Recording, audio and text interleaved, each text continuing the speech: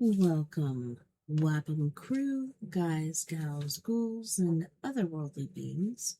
Let's climb aboard the mothership, secure our tinfoil hats, buckle down tight, and hold on loosely as we soar over the rocky tops of the La Platas on a rocky mountain high, get sucked into the vortex of the Four Corners, and settle down snugly at mile marker 420 in colorful Colorado. I'm your ghostess, TessaTNT, broadcasting live from the Mile High Clubhouse tonight. Good morning, good afternoon, and good evening to you. And thank you so much for hanging out with me on We Are Paradox Media's Late Night in the Rockies. If you want to listen in your free time, whether you're working it, or working out, feel free to look me up. Basically, anywhere you listen to your broadcasts and podcasts, as well as Spreaker.com under We Are Paradox Media. And if you don't mind, mosey on over to We Are Paradox Media on YouTube, and you can watch and listen to any show that we've done thus far. Okay, so pre-show, I was using the internet and everything, and sound seemed okay. So I'm hoping it's still fine. When the music was playing, it wasn't really registering, but yeah. We'll see what's going on here shortly. Have you guys watched Obsession? It's one of the new scary movies that are on out there, and my daughter and I went to watch it, and holy shnikes, that was one of the scariest movies I've seen in forever. And so, yeah, just this evening, I'm like, man, there's so much stuff going on in the world today. What do you pick from? What do you choose from to partake of as far as entertaining yourself and others and love spells? I don't know about you, but I've been a hopeless romantic my whole life. I never went through the cooties phase that a lot of girls go through. I don't know. I never cast any spells or anything like that. I did, pray a lot for things and thank God for unanswered prayers, you know what I'm saying? But there are people that take certain things into their own hands and they don't quite realize what exactly the recall or recourse of their actions might be. So I'm gonna get on into some TikToks. Love spells gone wrong. Very, very wrong.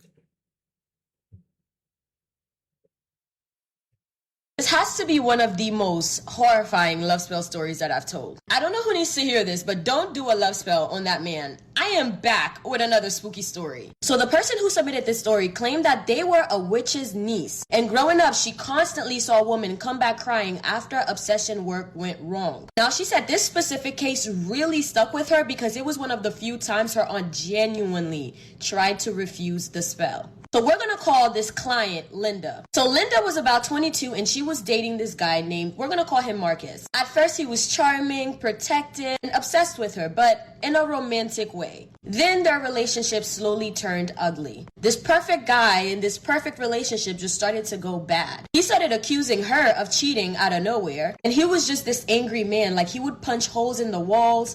And later in the relationship, their disagreements would turn physical. It was a domestic type of situation. Everybody was telling Linda to leave him. But instead, for some reason, she became terrified of losing him. She loved that man despite the abuse. So Linda was telling her friends about her relationship problems, and one of them told her about this woman who lives in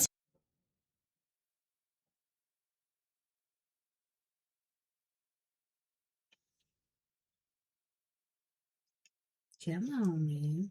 who does relationship work. Now, this is not no TikTok witchcraft. She went to her before and she had some good results. This woman works with candle work, oils, graveyard dirt. Now, the witch worked out of the back of a tiny beauty supply store, but she didn't have any signs up. It was more so like a if you know, you know. Now, when Linda gets there, she tells the witch about her relationship issues, the ups, the downs, and where they were currently. Why would you want a man like that tied to you permanently? Linda said that she just really wanted him to love her harder. So keep in mind, it's the witch's niece that submitted the story. So she was there. She said her aunt, the witch says to Linda, baby, abusive men already operate from obsession. You don't add spiritual obsession into that. It twists them. But Linda just kept begging. She said Marcus started pulling away and talking to other women. She just wanted him loyal again. She wanted him to come crawling back. And Linda also believed that if he genuinely loved her, he wouldn't be abusive to her anymore. Now, the witch refused twice. But Linda wasn't trying to leave that shop. And finally, the witch goes, my job is my job. But when this turns bad, don't come back to me asking me to undo anything that you begged for.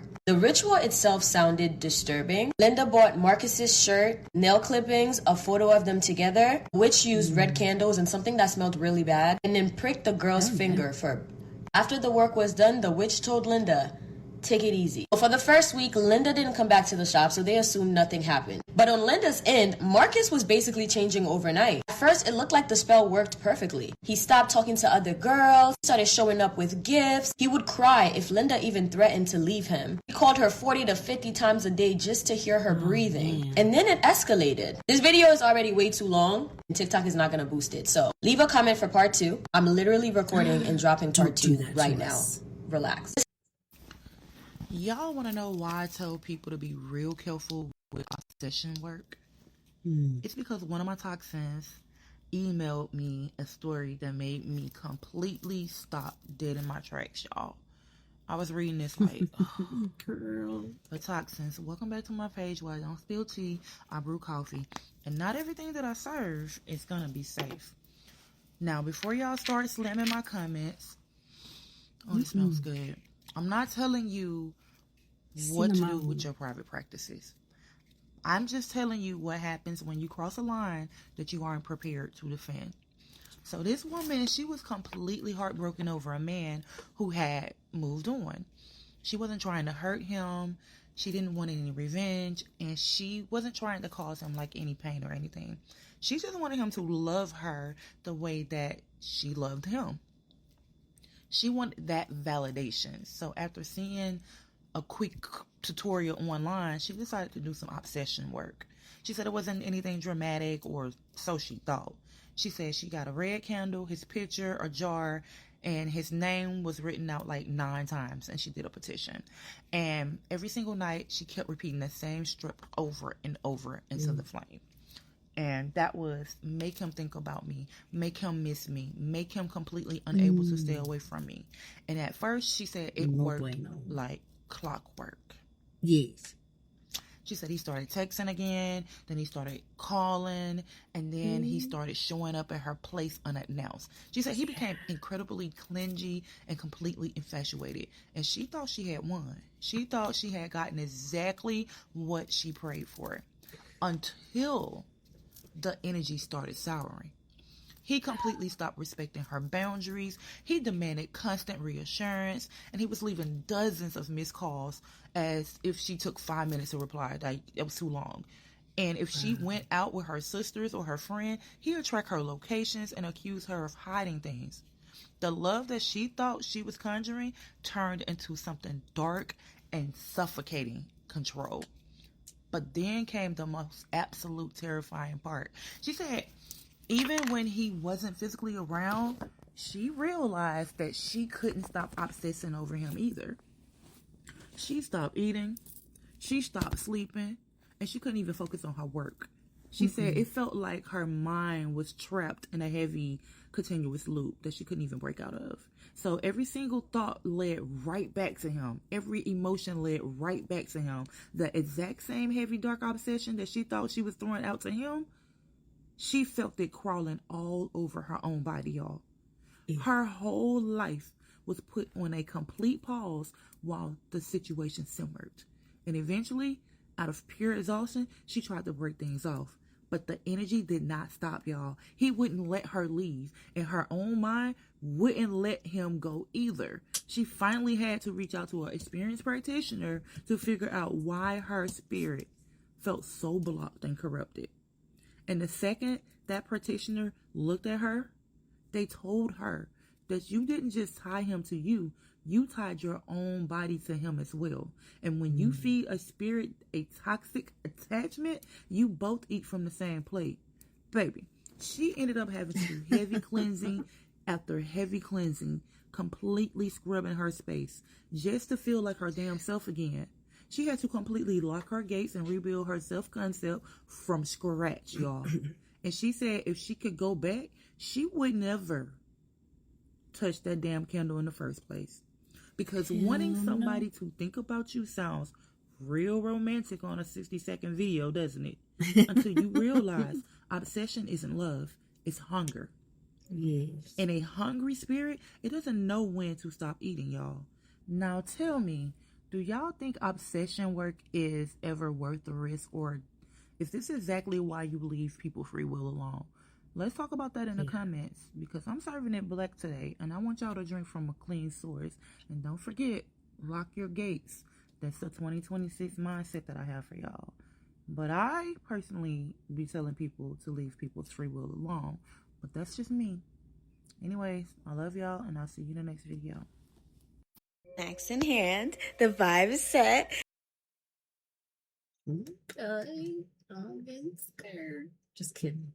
And once I start, don't eat too much because you got to stay fine. But come on, bestie, yeah. Hi, bestie boo. I missed you. It was time to go get your snack, right? And you're okay. I uploaded a new YouTube compilation for y'all on my YouTube yesterday. So you shouldn't be watching anyone else's because they're making money off of me. Before I start, I just wanted to say I love you. That's all I wanted to. Hey, I was chilling in my car, scrolling on TikTok, waiting to get off, right? So I come across this creator's post, and she's talking about how the young girls, if they're tired of the way men are treating them, should use love spells, hoodoo voodoo, to make a man act right, or to basically make him yours if you really, really, really want him, right? Now, usually I mind my own business, but I figured that this is now the time that I should give the story time on how a love spell ruined my life. I usually post like funny stuff and memes and, and I might every now and then give what's going on in the world today. You know what I'm saying? For my girls. But I felt like I should put a warning. And TikTok, this is for informational purposes only. Informational purposes only, okay? I mean educational. Educational purposes. Yeah, whatever it is. TikTok, please don't take this down because it's very important and the girls need to know. So, okay, guys, the story starts in 2014. The location is Houston, Texas. And I'm 34 years old. I'm a single mother at the time, 5 kids, just moved from Killeen, Texas, and I was escaping a DV situation with my baby daddy. So I tricked him to leave town, and I moved to Houston. Now, at the time, I was celibate and single, like I am now. But I was younger and not yet healed. So, of course, I thought I was bored.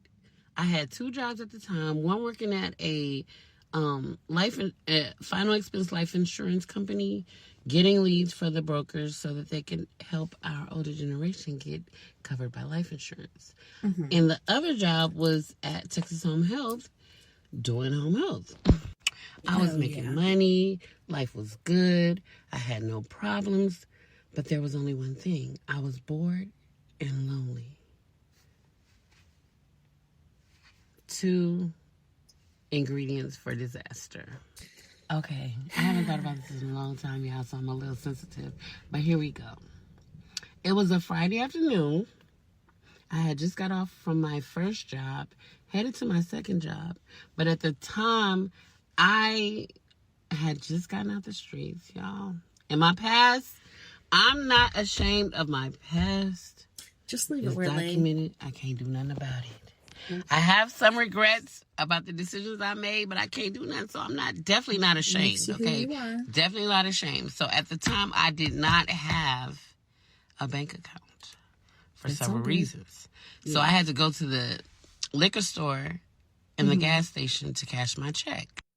So I'm in the store. It's kind of crowded. It's like, you know what I'm saying, right behind Sharpstown Mall. So it's kind of crowded. And I'm standing in line, and this guy walks in, right? Not my kind of type. Not my type, because I have like a type. But his eyes caught me. He had the most beautifulest green eyes I've ever seen in my life. And he's like a little lighter than me. Haitian. Remember that. And when I saw him, I was attracted. He gets behind me in line, and he doesn't say anything. He's just standing there. He's talking to everybody in the store, though. So in my mind, I'm like, oh, yeah, he popular. I don't want him. But I didn't know at the time that he was, like, famous, like, kind of famous. Or he wasn't famous at the time, but he used to be famous. Like, platinum selling artist type famous. I won't say who he is because I want to protect his identity and stuff like that. And he doesn't know that I'm telling this story. And he's no longer in jail, so we're just not going to say who he is. So we're going to give him a name. So we're going to call him Green Eyes. So we know who we're talking about, right? Okay. So Green Eyes comes in the store. He's standing behind me. He doesn't say anything. I finish my business, and as I'm walking out, he grabs my hand and puts a card in it, right? Oh. And he says to me, call me later. Of course, I was like, oh my God. Like, because normally in Texas, guys don't approach you. So I knew he couldn't be from Texas. So I was intrigued. So later that night, I gave him a call. Wait, hold on. We're at 5 minutes and 9 seconds. So I'm going to do a part 2. So a couple of days ago, I posted a video of how I hired these 2 Etsy witches to conduct 2 spells for me, one for money and one for success. And some of you guys in the comments were inquiring about love spells, which we need to talk about. Because when it comes to those types of spells and those types of emotions, you definitely don't want to fuck with that. Here's a cautionary tale. So I have a podcast called Hollywood Paranormal Podcast, and I've interviewed a slew of people, especially a ton of practitioners, some witches, others brujas, santeras, and even mambos and other priestesses. And there was a story from one of those individuals that I interviewed. It was actually a bruja who is based out of Los Angeles. And when I was interviewing her, I asked her, what was the craziest spell you've ever conducted that had the most unexpected or the most intense outcome? And she said it was a love spell that she conducted for a client who was very, very persistent on having the spell done. And it was because she was in love with a man who was already married, and she wanted this man so badly. This woman would come to the Botanica begging for this spell work. And, at first she was like, I think you should really think about this. But the woman was very persistent, even offering her thousands of dollars. So she told the woman, look, I'm going to do this for you. I'm not going to do it for you for thousands of dollars. I'm going to do it for, the general price that I do my spell work. And I'm just telling you here and now, I'm going to warn you for the last time, this is not going to be the outcome that you want, because when you get this man, you get everything of him. You're going to get all of him. And she didn't care. She wanted the spell and she wanted the man. So she conducted the spell.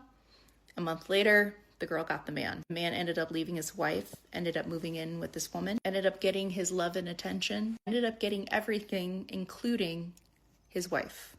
Yeah, the wife wouldn't leave him alone. Went as far as stalking the woman, stalking her at her job, to the point where the woman had to get a restraining order against her. It got pretty intense. So then the woman came back to the bruja and her botanica. She was like, hey, can we readjust the spell a bit? Like, can we tailor it? Which the woman was told no. I mean, what's done is done. You wanted him, you got him. You got everything. You technically got all of him. Even all of his grievances. So yeah, Watch out what you wish for, and also watch out what your intentions are set for, because those things come with such a great cost. So I have a story that sounds ridiculous, but after hearing it, I don't think you'd ever make a wish for love again. I am back with another spooky story. There was this guy who had been in love with his best friend for years. They worked together, talked every day, and spent so much time together that everybody just assumed that they would wind up together anyway. Except they didn't. She only saw him as a friend. He was also too scared to tell her how he felt. One night, while wandering through a strange little shop, he found a toy that promised to grant him one wish. If I had one wish. Sorry, just one. Now, most people would have wished for money, success, a better life. Instead, he wished the girl to love him more than anyone else in this world. The next morning, his wish came true. She suddenly wanted to spend all her time with him. She couldn't stop texting him. So have you watched Obsession? Because basically that's what he wished for. He was gonna buy her a crystal necklace because hers fell into a grate or something, and yeah, she was all sad about it. And so him being in love with her for so many years was like, hey, on the way to go meet up with her, I will buy a new crystal necklace for her. But none of them were popping, and he buys this One Wish Winnie or something like that. One Wish Willow. Yes, that's what it is. One Wish Willow. Instead of giving it to her as a gift, he breaks it himself and wishes that she will love him more than anything or anyone in the world. Scary. So scary. He wanted to be around him every second of every day. Everything he'd ever dreamt about. Until it wasn't. Because her love kept growing and growing. And growing. Soon she stopped sleeping, stopped caring about her friends, stopped caring about herself. If another woman talked to him, she would lose it. If he wanted time alone, she would panic. If he left the room, she would follow him. Well, what started out as affection became obsession. Then things got worse. Sometimes she'd suddenly look confused, like she'd just woken up from a nightmare. She'd ask where she was, why she was there, and what was happening to her. And then seconds later, she'd go right back to worshiping him. It was like two different people were Oh my gosh. That's exactly how it was. You could tell that she was inside of the same body. As the days passed, her behavior became more violent, more unstable, more terrifying. The guy finally realized something. Wish didn't make her love him. It had taken away her choice, her free will. Whatever was loving him now wasn't the girl that he had fallen for. And by the time he wanted to undo the wish, people were already getting hurt. Some were dying. The girl he wanted so badly was disappearing more and more each day. And the scariest part, the monster wasn't the obsessed girl. The monster was the guy who thought forcing someone to love him would make him happy. Anyway, that's not a submitted story. That is the plot to the new horror movie, Obsession. But doesn't that sound like a typical love spell story gone wrong that I would tell on my page? Let me know in the comments if you guys have seen the new movie, Obsession. I'm back with part 2 right away without making y'all wait 24 hours. But anyway, Marcus is obsessed with Linda, but in the way that she likes. It's very reminiscent of how their relationship was when it first started. Before the abuse, before the cheating scandal, Linda is thinking that it was good. However, this man wasn't sleeping. Like, he genuinely stopped sleeping. Linda said this man would sit at the foot of her bed, literally watching her for Love spells gone wrong. Story time. This story is about me because I think he put a love spell on me. When I was 21, I became friends with this girl named Megan. She had a father named Mr. Jim, who was an absolute pig. It was disgusting. Mr. Jim hit on me and asked me out 1,000,000 times, and I would always say no. Jim knew I had a boyfriend named Zach, who I was very committed to, but he didn't care. He would get an attitude. You could tell he didn't like being rejected because he was used to getting what he wanted. Her daddy was a known bootlegger around here, and if you wanted good wine or shine, you went to him. And he knew I was looking for a specific type of homemade wine, so he made it for me. 2 small little jars. I took it home and drank it. Now, I had this dream about Mr. Jim, and it's me and him having schmegs. And when I wake up, I'm like, why in the world would I dream that? I don't even like him like that. Ew. But the dreams about Jim continued, and they get a lot worse and more graphic. I tell Zach about it, and he's like, that's kind of weird. Like, it sort of bothered him, but he knew I couldn't control it. Well, then I start talking about Mr. Jim a lot. Like, we could be having a normal conversation. I'd say, I wonder if Mr. Jim would do that. I wonder if he likes that kind of food. I wonder what he's doing. Well, of course, Zach gets annoyed and said, I don't want you hanging out with them no more. And I said, you can't tell me what to do. I'll do what I want. And I keep telling myself, Alicia, you don't go after your friends' daddies. That's a no-no. You've never done that. What are you thinking? But I couldn't stop. Things were getting really weird. I start thinking, we're soulmates. We're connected. We're meant to be together. And then all of a sudden,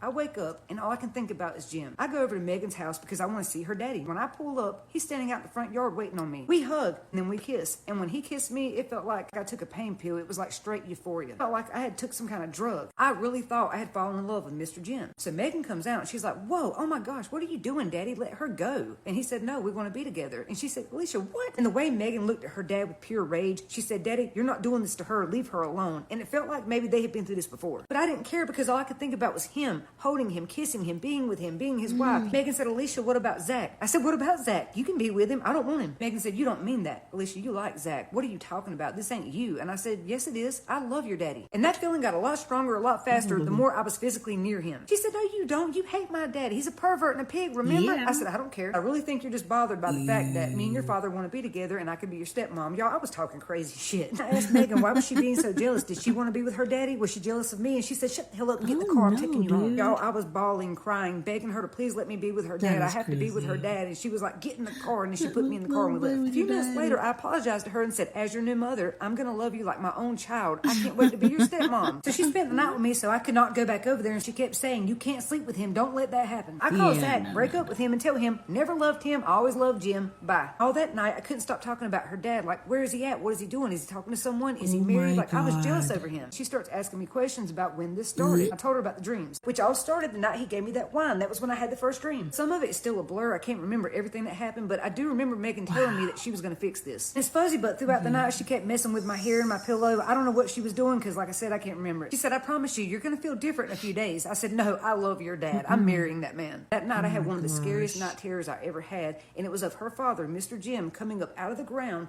grabbing me by my legs and pulling me back down into the ground, and I could not get away. Next day, I did not feel the same way I felt the day before. I was so embarrassed. I couldn't believe I went after her daddy. I went and apologized to Zach face to face, but we didn't get back together. He really thought me and Jim had something going on behind his back. Sometime that week, I ran into her dad at a store, and he tried to hug me, and I pushed him off and said, ew, get off me. He said, girl, you love me. We're getting married, remember? I said, what the fuck are you talking about, dude? I don't like you like that. I've been telling you that for years. He said, oh, it's like that now? You don't love me no more? I said, I never loved you, and I know you drunk and drink, bitch, and if you come back around me, I'm gonna fuck you up. But I know you was trying to drug me or something like that. You done broke me and Zach up. You better stay away from me. He started laughing in my face, and I got so mad that I had to leave because I was having really dark thoughts about hurting this man. Well, I'm crying, and I called Megan over because I was so confused and hurt, and she tells me, look, I think I know why this started. And I'm like, what?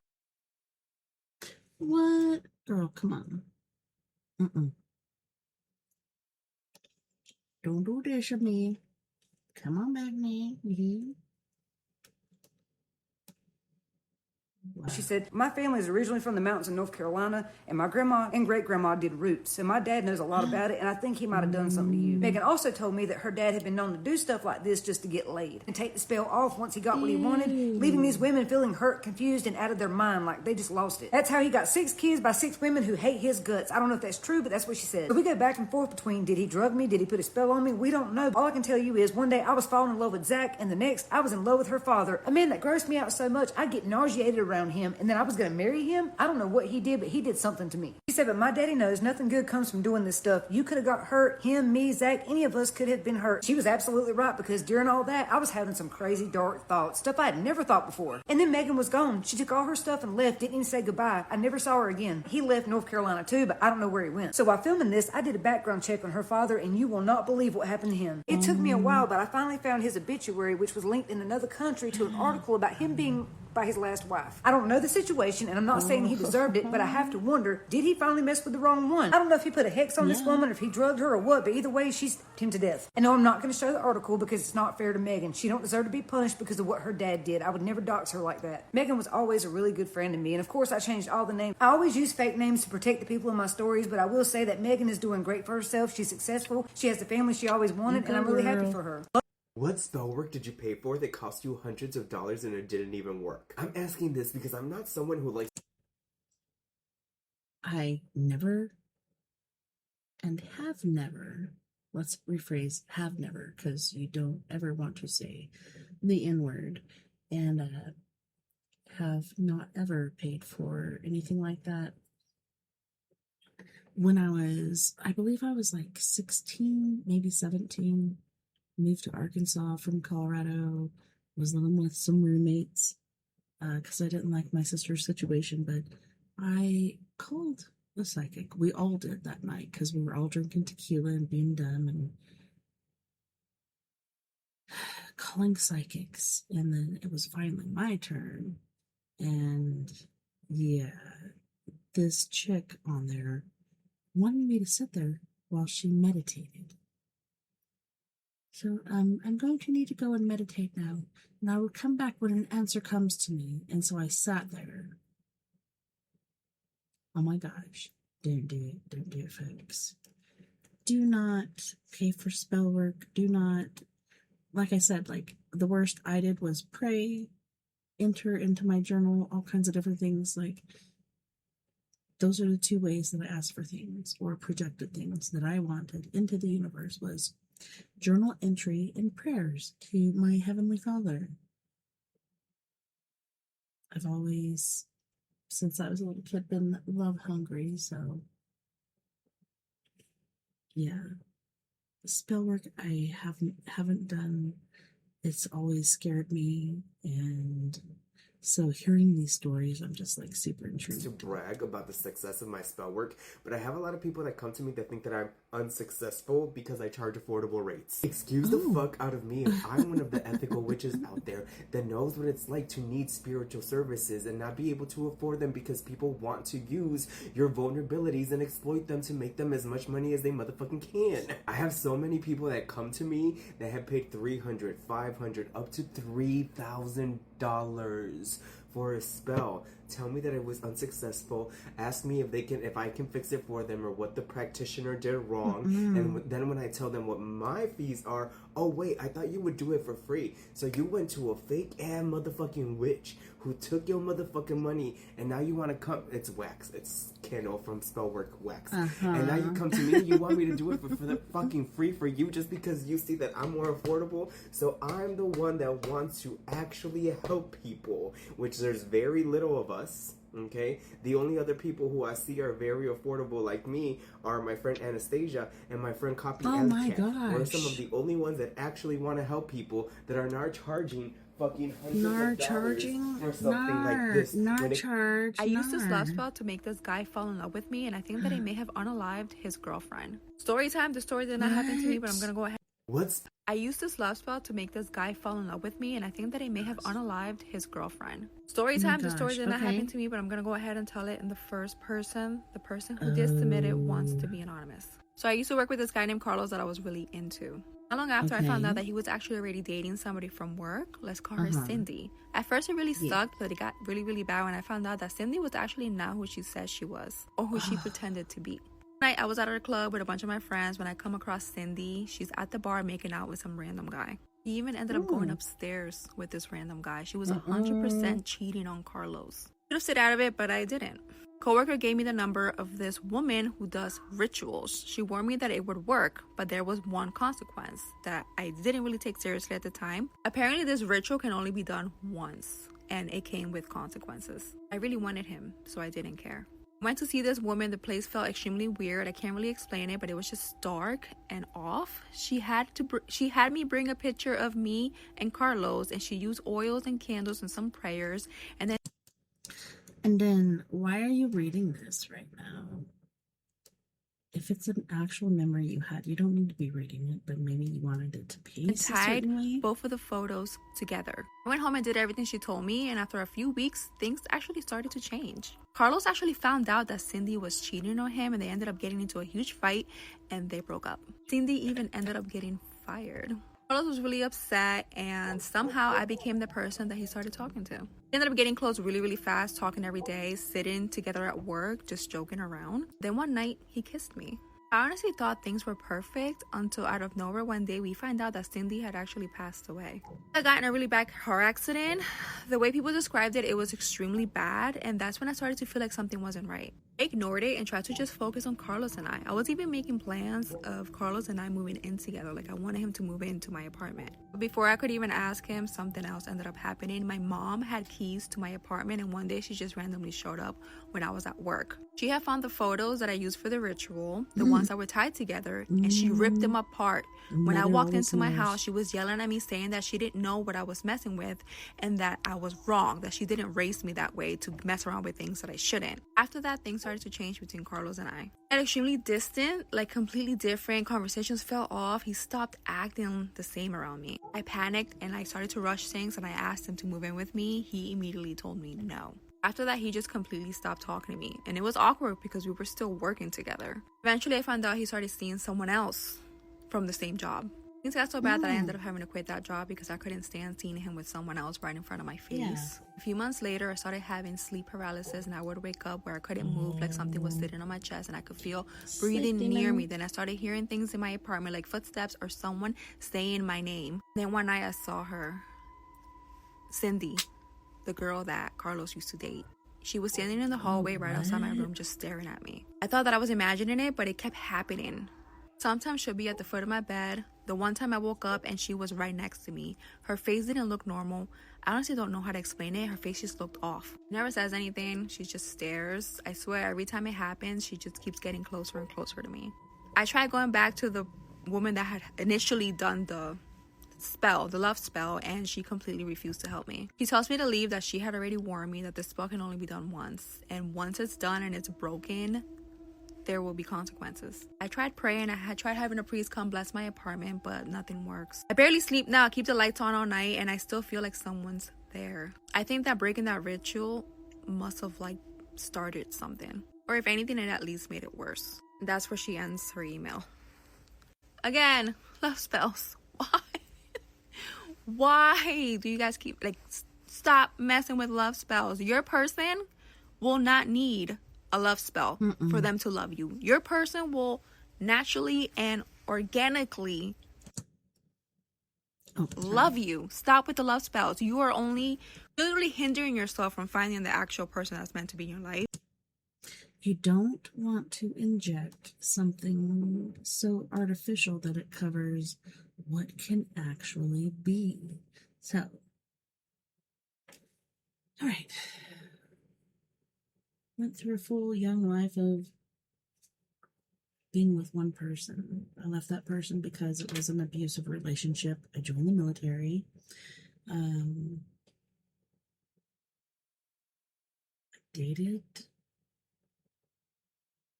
a little bit, not really dating, but just hanging out on the weekends with a group of people. And then there's this one guy that I'd see during boot camp where we trained them to do the kitchen. I don't even remember him, but then I saw him again the very first day that we're all being injected into combat training. And then, dated after that, and then didn't, because if something's too good to be true, it must, that was kind of my line of thinking. But anyways, holy shit, trying to remember where I was going with this point. Let's see. Okay, so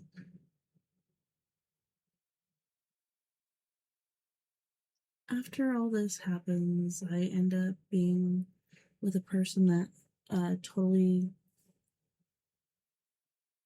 led me astray, basically, and I had a little fling with him, and then I went home. I never expected to see him ever again. I expected to move on with my life, and then he just arrives in my hometown in Arkansas, and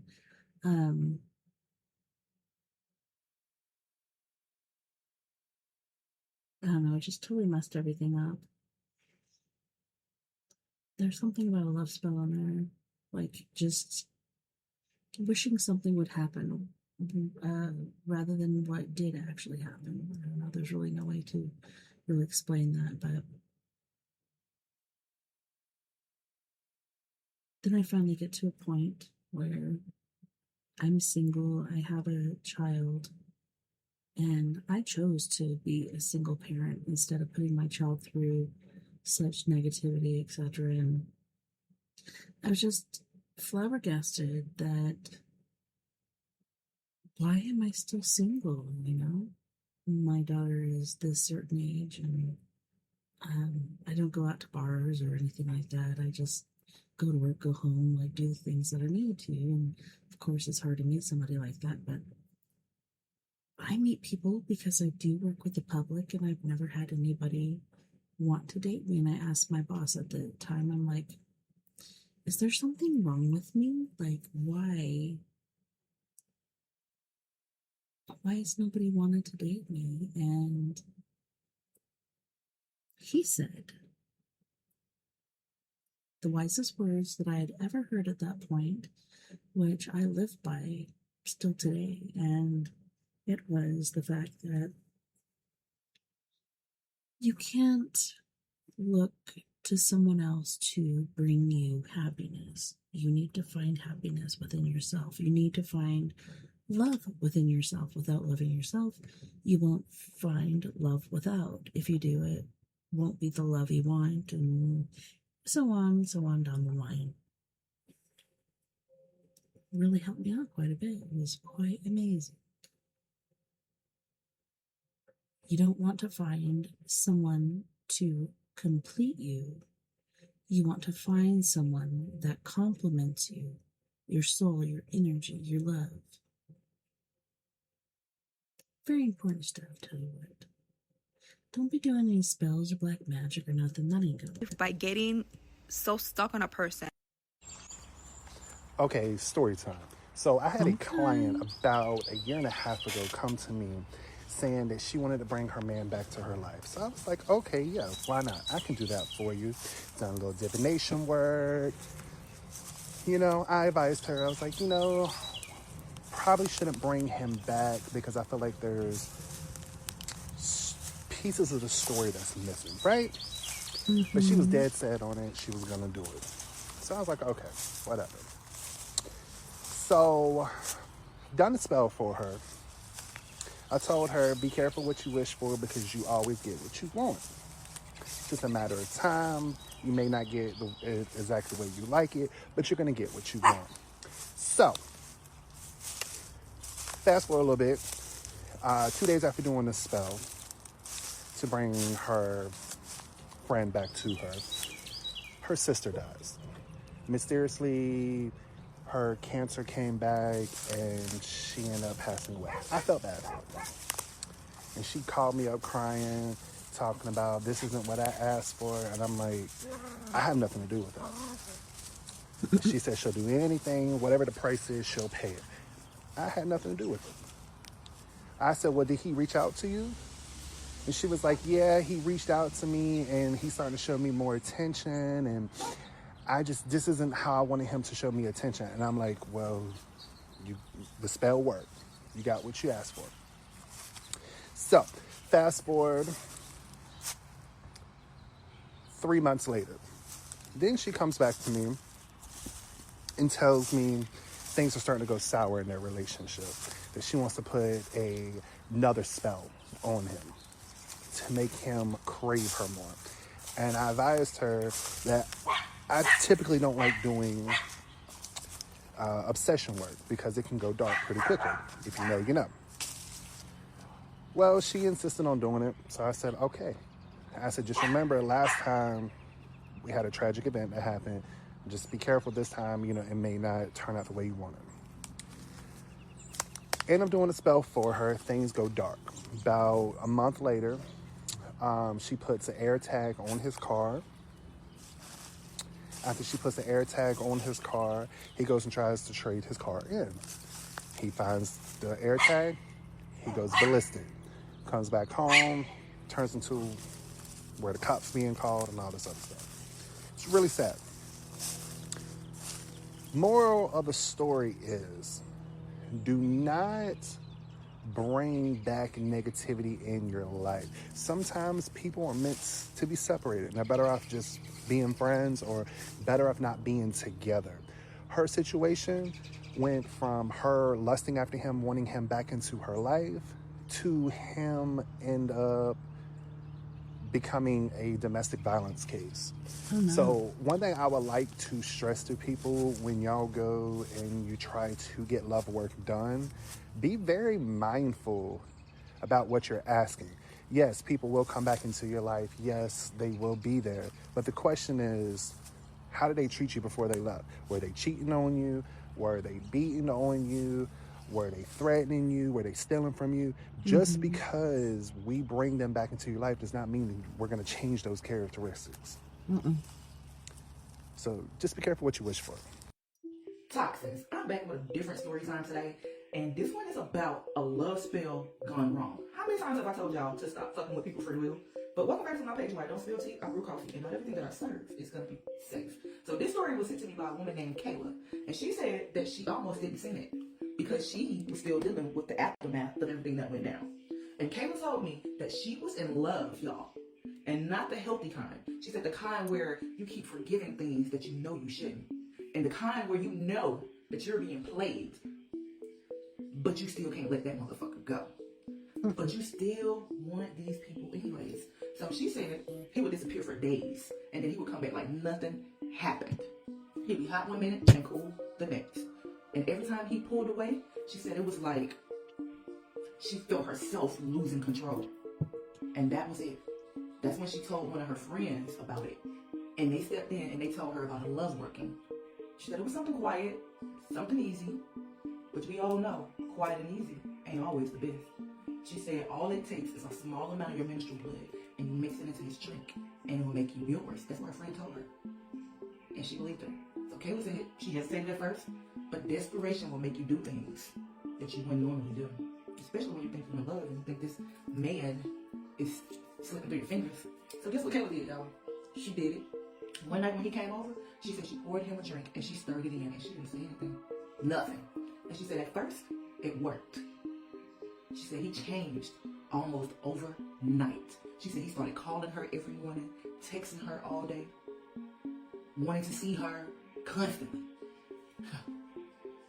She said it felt like she finally had him, like she had won, y'all. But then it didn't stop. She said the calls got excessive. And if she didn't answer, he would call her back to back 10, 15, 20 times. And he started showing up unannounced and at her job, waiting on her in the parking lot, y'all. And at her house, before she even got home, sometimes this man would be there. She said places that she had never told him about, he would know she was there. And he would just be there. She said the way he looked at her changed. She said it wasn't soft and it wasn't loving. She said it was heavy, possessive, fixed. Like he was locked in on her. Keep telling y'all. And he stopped wanting to be around anybody else. He stopped going out. He stopped seeing his friends. It was like his whole world was her. Just shrunk down just to her. And when she tried to pull back, y'all, that's when it got scary. She said he got angry. He started accusing her of things that weren't even happening. He got aggressive with her. He started questioning where she was and who she was with and why didn't she answer the phone fast enough. It got so bad he started putting his hands on her. She said one night she told him that she needed space. And she said he didn't yell, he didn't argue, he just stared at her, smiling. She said, but his eyes didn't match that smile at all. And that's when she felt it. She said that wasn't love. That wasn't attachment. She said that was something else. She said it was something heavy. And it scared her. And she said in that moment, it hit her. She didn't make him love her. She made him latch onto her. Yeah, and that's not good. Because attachment without balance turns into obsession. Yes. And she said she tried to cut him off. She blocked him. She changed her routine. But it didn't matter. Because whatever she started didn't just go away. Nope. And I feel for you, girl. So y'all listen to me carefully. And if you didn't watch that movie, so the only way to break the spell was until she died or he died. So yeah, Once the person that cast the spell dies, it's broken, and then the person that was put against their will to do certain things comes to light in this crazy-ass world. Oh my god. Be careful who you trust, especially when they're telling you how to control somebody else. Yeah. Don't be fucking with your free will. Because anything that tries to override someone's natural choice, yeah, not good. Always come with consequences. There's a price that you have to pay. And I can't tell y'all that enough. And sometimes you don't lose them. You lose your peace trying to get them. I'm serving it black today, y'all. So stay protected, my toxins. Love y'all. Y'all better be careful who y'all lay next to because your life may just depend on it. Uh-oh. Story time. Fortunately, this is not my story. This is my friend's story. And for the sake of this story, we're just going to call my friend Amanda. So me and Amanda met in real estate school. We were only there about 2 months and we developed like a real friendship. While being in real estate school, we go out, get food together, me, her, and 2 other girls. This particular day, we decide to go to this little pizza joint. Really, only Amanda wants food from this place, so we get her food. She comes out saying that she met this really cute guy, and it just so happened as we're getting ready to leave, he's walking out. So it was like love at first sight. We all are in the car kind of like, oh my God, you know, he even stepped with all of us in the car. So you knew he meant business, you know, telling her how beautiful she is and how he wants to take her out, you know, shooting his shot, coming correct. So of course they exchanged numbers and the rest is history. For the sake of this story, we're going to call old dude Greg. So Greg is like a Spanish guy, probably about 6 feet tall, but he works and moves around a lot. The reason he was out here is because he has a son out here. So occasionally he comes back and forth from Louisiana to Georgia when he's not traveling for work. Y'all, things just start moving really fast with Greg and Amanda. Amanda had just got out of a relationship, and here we are thinking that, you know, God has sent her knight in shining armor. Now, Greg is going all out for Amanda. I mean, taking her, basically flying her out to Louisiana, getting her all type of gifts, you know, spoiling her, treating her how a woman is supposed to be treated. Now, because of Greg's job, he always would get a room whenever Amanda would come to Louisiana to see him. I'm like the investigator friend. So any news that I'm told, I'm always going to kind of do my research. I'm also the friend that you come to when you feel like you're tripping, and I give you confirmation that you're not. And I read cards, so let's just say I'm very intuitive. So me being me, Amanda is telling me everything that's going on, and of course I'm rooting her on because what she came from versus the man that stepped in, it's like, okay, one man's trash is another man's treasure, and he doing a damn thing. But some of his stories and the things that she's telling me is not really making sense. So you make a lot of money, but yet y'all are starting to get serious. Fast forward to 6 months down the line, and he's still only getting rooms when you come and see him. That kind of raises a little red flag for me because it's like, do you have a house? Now, both Greg and Amanda are kind of in their 40s. So Amanda's naturally just going based off what he's telling her. One night, it was late at night, and he had to get up and go to work probably 2 or 3 hours.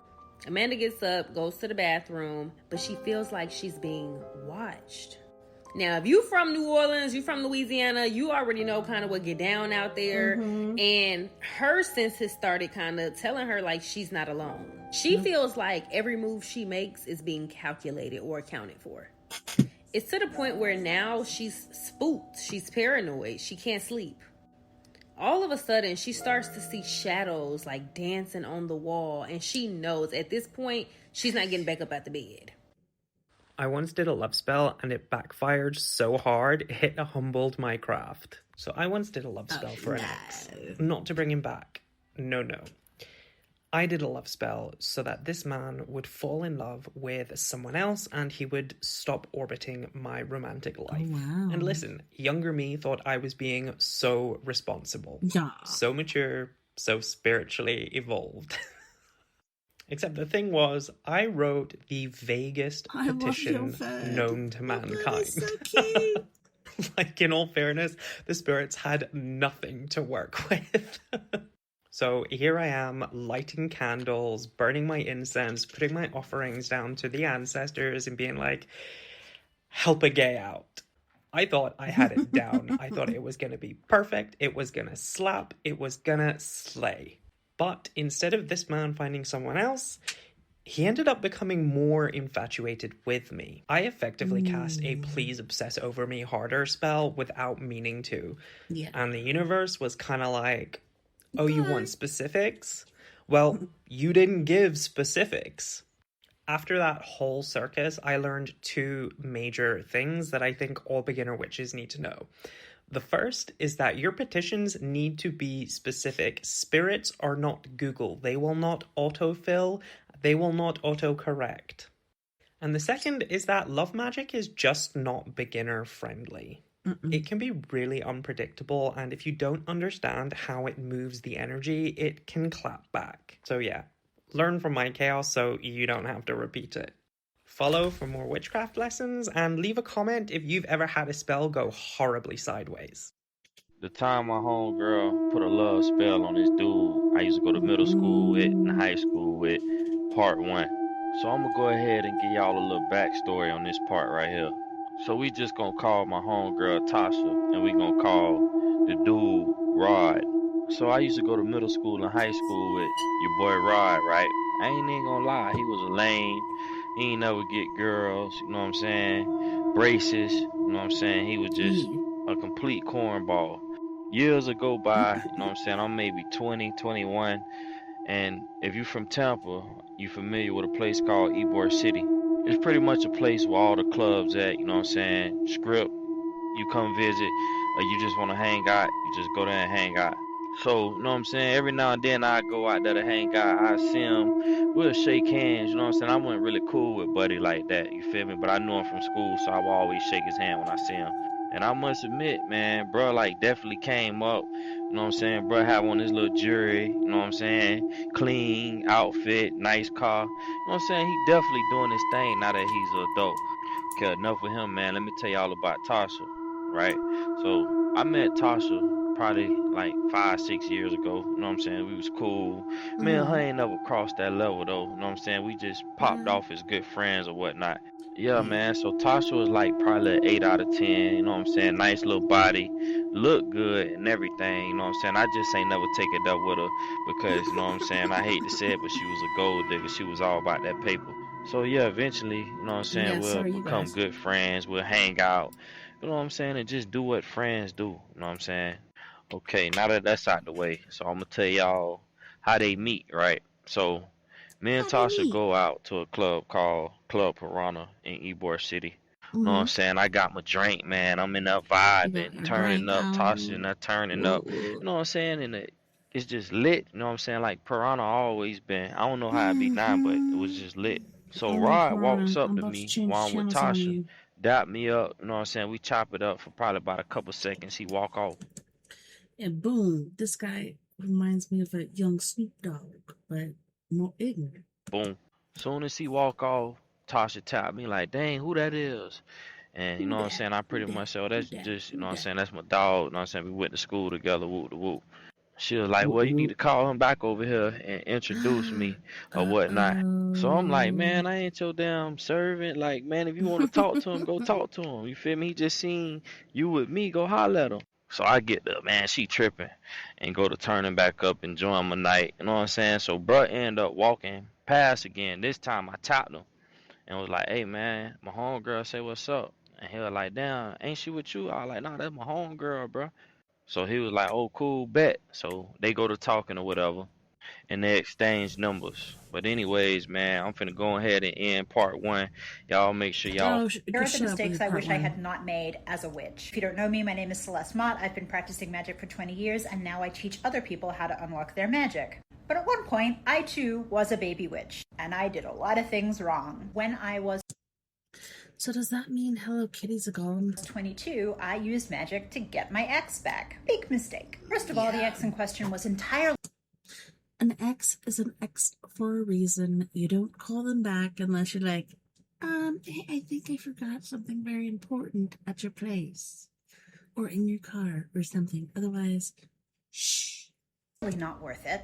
I think my ego was so bruised from being dumped after 2 months in the relationship that I just could not stand to lose. So I did a spell to get him back, and it worked. unfortunately. A couple of weeks after I did the spell, I was out at a goth club where this man also was. It was my birthday, if I recall correctly. I ran into him and he was on a substance. We had a brief interaction. He was acting very strangely, and then I left. About 20 minutes after I left, I got a phone call from his friend asking me to come back and pick him up because he was freaking out. In my brain, I'm like, oh my gosh, this is the magic working. Turned my car around and I went back to the golf club. All the way back to my house, he is talking about bugs crawling under his skin. He thinks he's been abducted by aliens, so he can see the layers of reality peeling back from the fabric of the universe like old paint on a hot day. And I'm still thinking, yay, this is what I wanted. To my house, his friend passes out on the couch and he and I stay awake all night while he sobs and tells me that I am the love of his life. Get back together, the spell has worked. Several weeks after that, I find out that he's still dating his other ex. He in fact has been sending the two of us the exact same text messages and pictures for the entirety of the time that we've been back together. She and I meet up in the middle of the night at a Fast Eddie's. It's kind of like Australian IHOP. And we plan a sting operation to catch him in the act. I invite him over to my house one night and she is hiding in my bedroom. Comes into the house, I take him into the bedroom, and then the two of us sit on my bed and say, you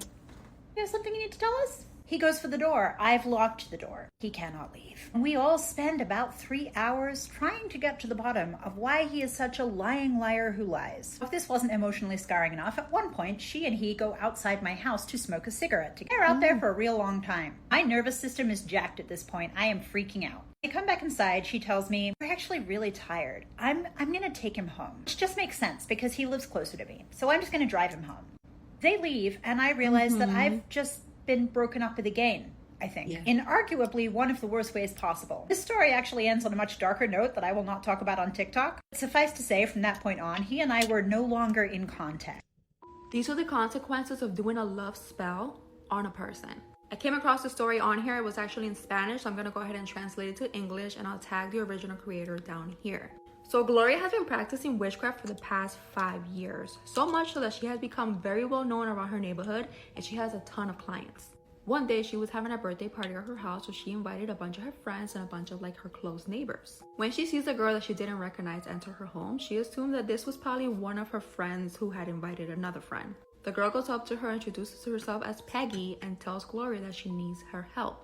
That she has fallen madly in love with this man that wants absolutely nothing to do with her. Gloria advised her against it and told her about all the consequences that come from love spells, that you can't mess with someone's free will. Peggy said that she didn't care, that whatever the consequences were, that she was willing to deal with it.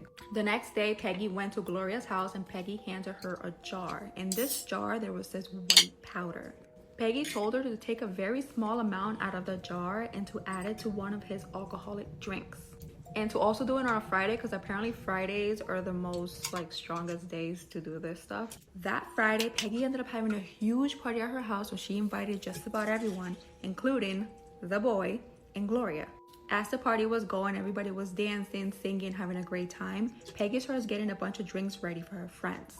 Gloria notices that Peggy takes one of the drinks and puts it to the side. She then opens the jar that she had in her pocket and she dumps all of the powder in the drink. Gloria right away runs over to Peggy and tells her, that is too much. I told you to only give him a small amount. You have no idea the consequences that this is gonna create. Peggy then snaps at Gloria and tells her to mind her business, that this had nothing to do with her, that she already paid her for her work, and that whatever happens now, to just back off. Gloria pretty much wiped her hands clean and left it at that. The minute this guy took a sip of the drink, it was almost out of a movie scene. He became completely head over heels in love with Peggy and could not keep his hands off of her. The whole night they were just making out and all over each other. A few weeks go by and Peggy gives Gloria a call and tells her, hey, what you gave me worked amazing, but I no longer want to be with him. He has become way too obsessive, very toxico, to the point that he's even jealous of my own brothers. I wanted him, but not like this. I no longer want to be with him. Gloria told her there's nothing that she can do about it. That when she tried to interfere, that she had told her to mind her business, so that's exactly what she was gonna do. Weeks go by and Gloria ends up receiving news that literally chilled her to the bone. Oh my god. Apparently Peggy had broken up with the guy, and when she did so, the guy became so insane that he drove his bike right off of a bridge, unaliving himself. All because of that spell. A month later, Peggy calls her terrified, crying her heart out, begging Gloria for help. She told her that after the boy had passed away, that she continues to see him in the home, that he wakes her up at night, that she hears his voice, that he still is around at all times, that even after he passed away, he continues to be obsessed over her, even after death. Take this as a warning. Do not do a love spell on that man. Okay, let's continue with the story. So Nia tries to go back to the voodoo lady to undo whatever it is that she did. And the lady talking about, I can't help you. You already knew the risk. At this point, Nia is gathering that she's in trouble because she is left alone to deal with this man by herself. She has no idea what to do. She comes back home, and at this point, things with Micah are escalating. Micah has fully moved in with Nia, refuses to go to work, refuses to go anywhere, and Nia became the sole breadwinner. Nia said that she did find it endearing the days that he was following her to work. She didn't think it was that much of a red flag that he would follow her sometimes, considering they lived together and Nia knew what she did to him. Unfortunately, things just kind of kept escalating. Over the days, Micah completely stopped eating. And when Nia would ask him, why are you not eating? He would say he didn't need any food. He would tell her that your love is enough and that feeds me. She said it got so bad that this man's eyes started sinking into his face, his skin pale, and the creepiest part was this man started talking in his sleep in voices that were not his. And to add salt to injury, every night the woman in white would appear in Nia's dreams whispering, you fed us. Now he belongs to us. Nia said she would wake up having no idea what those dreams meant. What do you mean he belongs to us? Who is us? What did she feed it? One day, Nia woke up and decided to go to work like regular. She left Micah at home, and at this point, Micah really looks like he's not doing good. Again, he's not eating. He's not drinking. He's not doing anything. Nia overheard his parents on the phone the night before being concerned about Micah, and the mom said something about stopping by to see him. So that morning, Nia wakes up, goes to work, and doesn't think anything of it. Now, Nia says that she should also say that she wasn't close with Micah's parents. She felt that Micah's parents liked Micah's ex more than they liked her. So they never really business with each other like that. So that day, Nia comes back home from work. That's when she notices that Micah is gone. Nowhere to be found. His clothes were still in the closet. His phone was still on the charger. She's thinking maybe he went outside. But hours pass and Micah is still not back. And mind you, she can't call him. Phone's right there. So she goes into her room and she notices on her pillow there was a single red candle, half burned, covered in dried petals and wax, something similar to what she had used the night of that spell. So she decided to run to that, clean it up, because it looks like witchcraft. She's now wondering, wow, did Micah do this and left? And at this point, I think she gathered that Micah may not be coming back. So she goes to sleep that night and she has a dream again. But this time, she says, next time, love someone the natural way. Because now, you owe us. Nia said that months went by and Micah still didn't come back. She grew worried for him, but every single night, even till this night, she still dreams about the woman in white coming to collect something. And she says she always says every single time in the dream, next time, love someone the natural way. And months later, Nia would learn that Micah was actually rescued by his parents that day that she went to work. His parents came to the house knowing that there was some sort of witchcraft involved, took Micah, left the country, and went back home. It was his parents that left the candle and everything on her pillow. And she was told that if she wants to get rid of that scary lady in her dreams, the answers lie within Micah's parents, who, by the way, she has no means of getting in contact with. So she wants you guys to give her advice and help her. What should she do? Nia, I don't know. But if you guys have advice for Nia, leave it in the comments. And y'all, the competition is getting stiff. I was holding down the #1 spot in my group for so long. Somebody came and swooped it up right from under me. Make sure you are voting for your favorite Haitian homegirl for the Caribbean Music Award so I can be the award presenter. I know I'm going to vlog it and it's going to be a vibe. Okay, now pay attention because this is how you vote. The link tree is right there. You're going to click that. Then you're going to click this. It is literally at the top where it says vote for me, CMAs. Click that. And then it's going to bring you right here. And you're going to scroll all the way to the bottom and leave a free vote. It takes literally less than 2 minutes. And it's free. This would be the perfect way of supporting me, your favorite Haitian homegirl. Like I say at the end of every single video, I love you, my abducted humans, from your favorite Haitian homegirl. No, like I'm so dead ass. Can you vote? Please. First thing first, I'm going to start off by saying be careful when you do love spells. Okay, y'all, so this is 29-year-old Angie Basin. Okay, so Angie is originally from Houston, Texas. But Angie was raised in St. Louis where she met her boyfriend. Okay, y'all, so this is 33-year-old Lorenzo McIntyre. Lorenzo is originally from St. Louis. So, y'all, Angie and Lorenzo end up meeting at this car dealership. Now, Lorenzo was working at the car dealership. He had been there for 7 years. So y'all, one day, Angie decided that she wanted to go purchase her a new car. Now, this girl had money. She had just graduated from college or whatever as a psychologist. So Angie walked up in a car dealership or whatever. She looking for her car. Lorenzo approaches her, introduces himself, and asks her what she's looking for. So Angie basically tell him, like, I'm looking for something luxury. She explained to him that she just graduated college or whatever, so she wanted to treat herself to a new car. So Lorenzo offered to help her or whatever. So they looking around at the cars or whatever, and Lorenzo asked her what she do for a living. Like, what did she just graduate from? So Angie let Lorenzo know that she studied psychology, and one day she planned on opening her own firm. So Lorenzo like, okay, damn, you pretty and you got the brains. So at this point, he got Angie blushing, y'all. So they in his office or whatever, they talking, you know, he telling her how he can give her a discount on the car and, you know, yada, yada, yada. So at this point, they both flirting with each other in his office or whatever. Like, you know what I'm saying? The conversation is going good. So Lorenzo offers to take Angie on a date. So Angie declined the offer, trying to play hard to get, but she offered to take Lorenzo's number. Now, y'all, Lorenzo was known for being a hard worker. He was dedicated. And him being at his job for 7 years, he had got so many promotions. Now, his boss considered him as one of his top sellers. So, y'all, they both doing good for themselves. Lorenzo got a good paying job, and Angie also has a good paying job.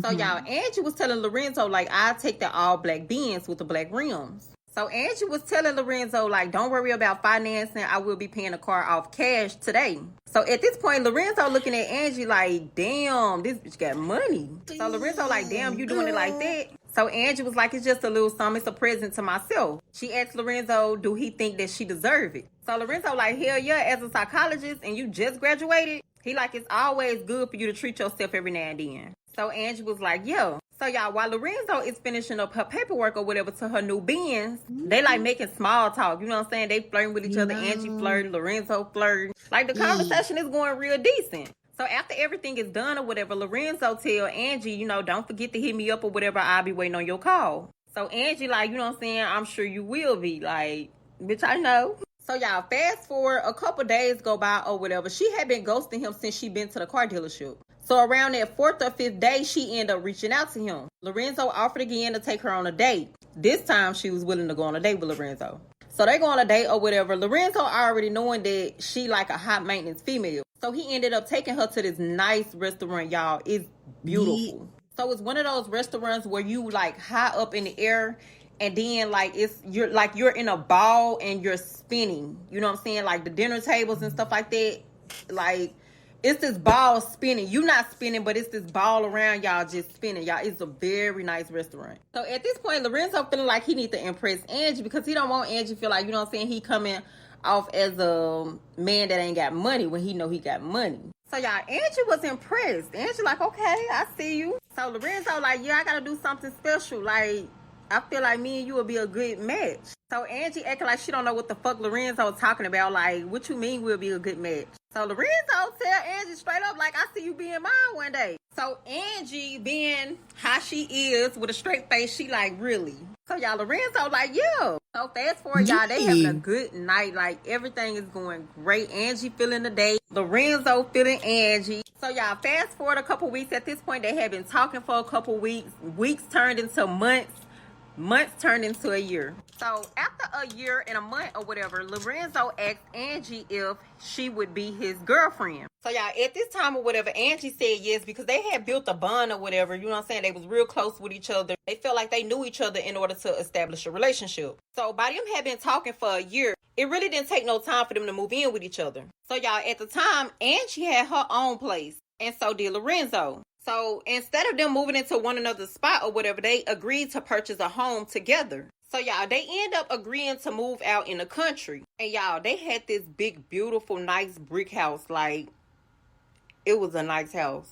So here it is. They done moved into their house or whatever. They getting settled. Angie getting settled. And Lorenzo was getting settled.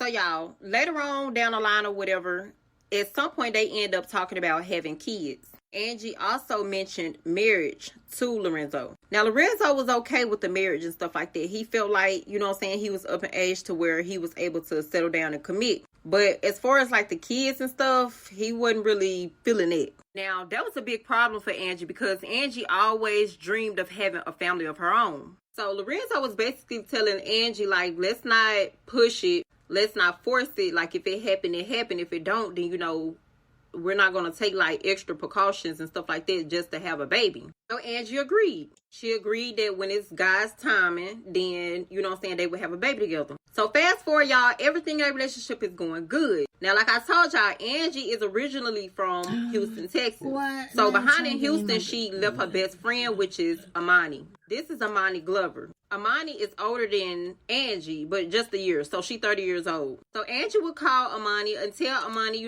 what's going on. She always kept up with the latest news on what was going on in her life. I mean, of course, Amani was her best friend.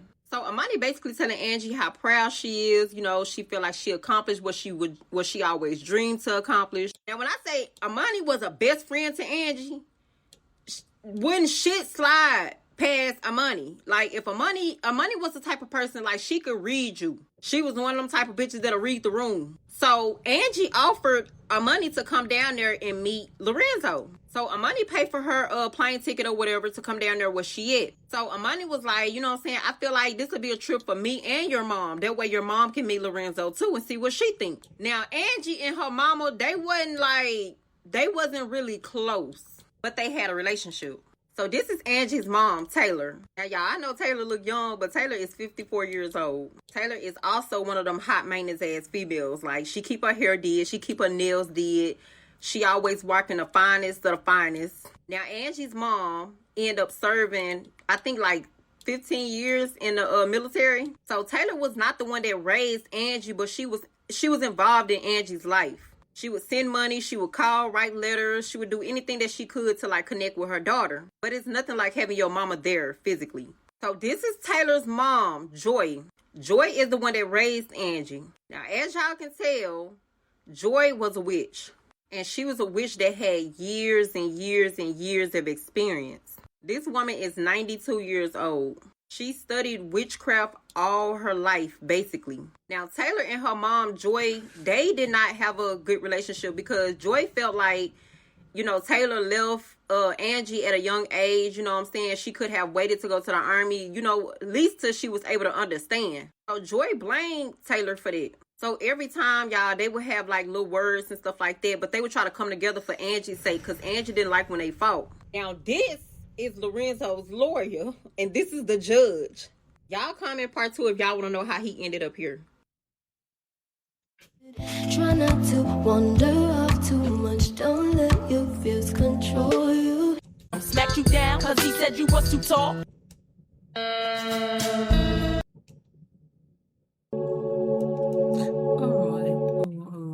Well,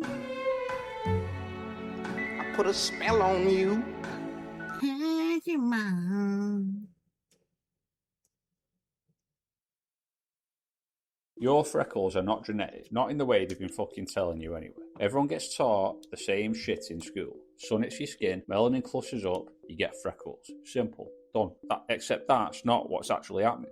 Freckles aren't caused by the sun. They're revealed by it. They were already there, sitting dormant in your skin, waiting. The UV light doesn't create them, it just switches them on. There are people who've had freckles appear on the palms of their hands, the soles of their feet, places that have never once seen fucking sunlight. Doctors call them phenotypic anomaly. That's medical for we don't have a fucking clue what's going on here. The gene linked to freckles is called MC1R. It's the same gene that controls pain sensitivity, the same gene that influences how your brain processes adrenaline, and the same gene that in a 2007 study out of Copenhagen was found to be significantly more active in people who reported recurring sleep paralysis. Not just a little more active, 3 times more active. Sleep paralysis, the thing where you wake up and can't move and there's something in the fucking room with you. That thing, connected to freckles. The researchers buried the finding in the footnotes, didn't follow it up. No funding was allocated to investigate it further. The lead author retired the following year and the study was never replicated. But here's what makes my fucking skin crawl. In 1987, a dermatologist named Dr. Petra Voss in Zurich catalogued 112 patients who all reported the same thing. Their freckles would visibly darken in the 48 hours before a major traumatic event in their life.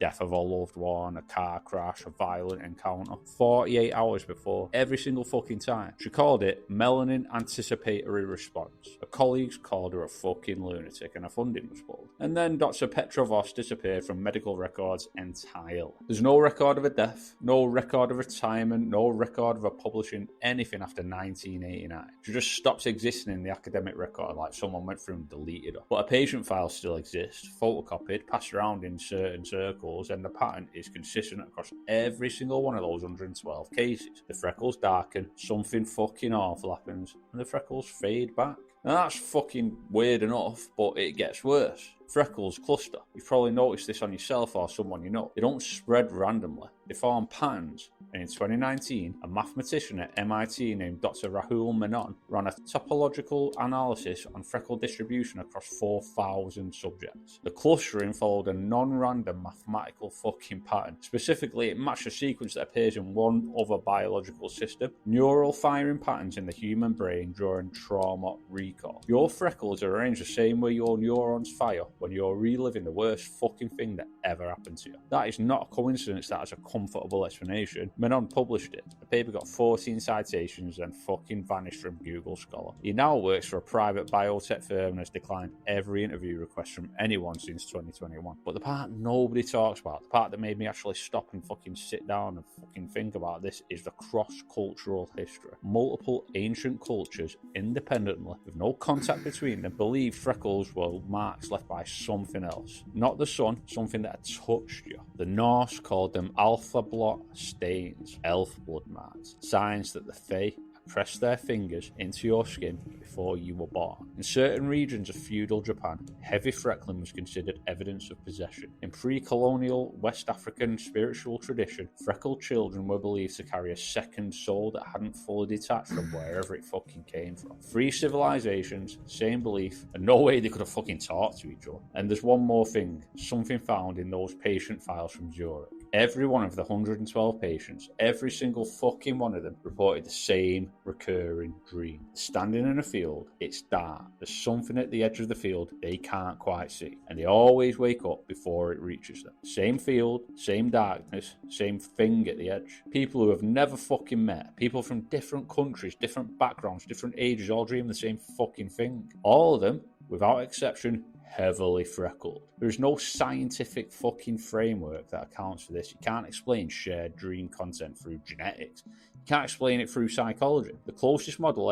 anyone's ever tried is Jung's collective unconscious. The idea that there's a layer of human experience underneath individual memory that we all share access to. But Jung never claimed it could be switched on by a fucking gene. MC1R might not just be a pigmentation marker. It might be an access point, a frequency, something that tunes certain people into a channel the rest of us can't fucking hear. The freckles might not be decoration. It might be markers left deliberately by something that wanted to be able to find those fucking people again. Dr. Voss believed her patients were being watched, not by each other, not by the government, by whatever had marked them. She disappeared in 1989. Her patient files are still being passed around, and every single one of those 112 people in the final recorded session said the same thing at the edge of the field and started getting closer. Hello? Hi, Sebastian. Speaking. This is Nathan Geriatrica from Assisted Living. Your mother seems to be doing very well living here. Oh, well, that's good to hear. Yeah. Is everything okay? Yeah, everything's great. I'm just calling because we do have a small issue that I'd like to discuss with you about your mother. Okay. Is it anything serious? No, nothing serious. Maybe a bit sensitive, though. Okay. Yeah, so your mom, she purchased a device recently. Okay. It's a what? Oh God. Okay. I thought this was going to be easier to say. Well, just say it. What are you talking about? She has, I guess the old school term would be a marital aid. My 77-year-old mother purchased a marital aid. Yes, that's correct. Are you saying she has a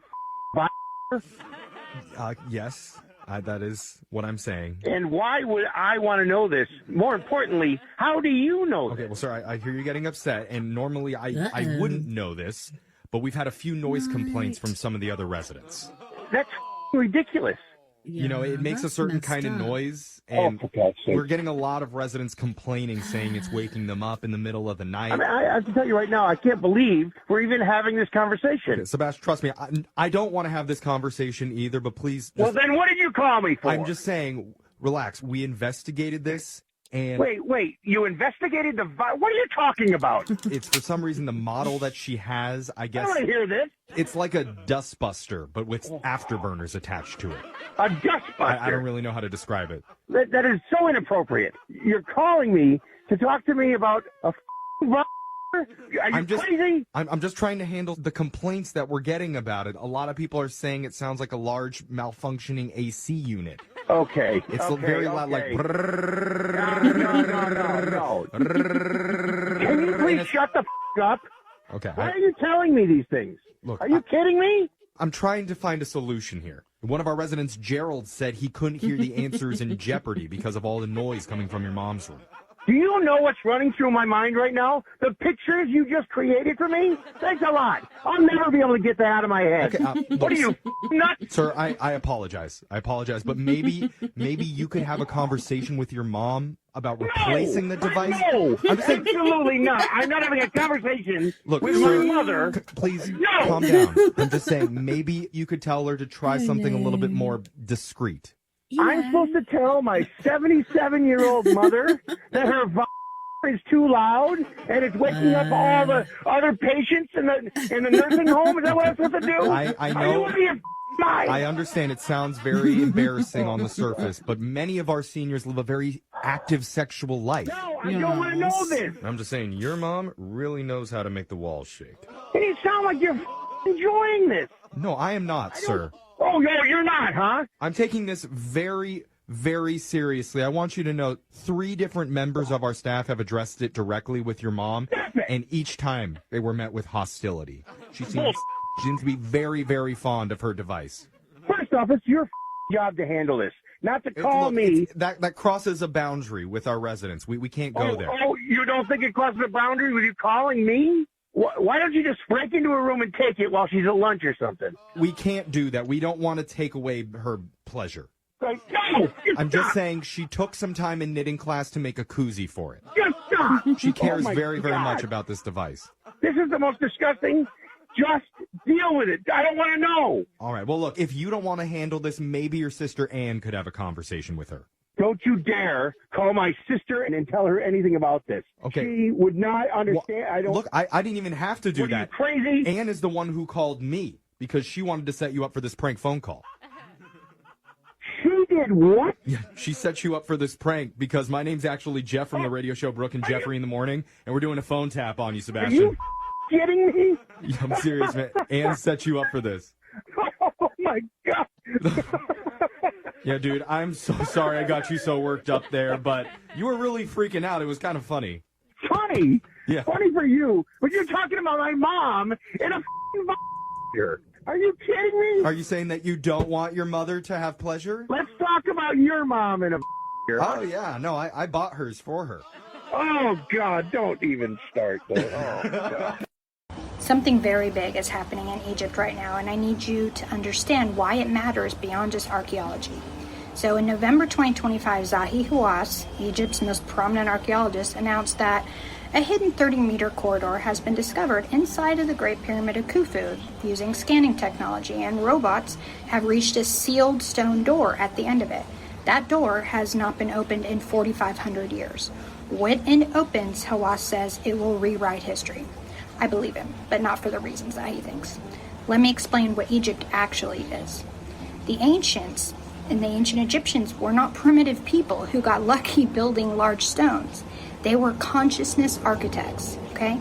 They understood that human civilization moves in cycles, that there would be periods of forgetting and periods of remembering. They built accordingly.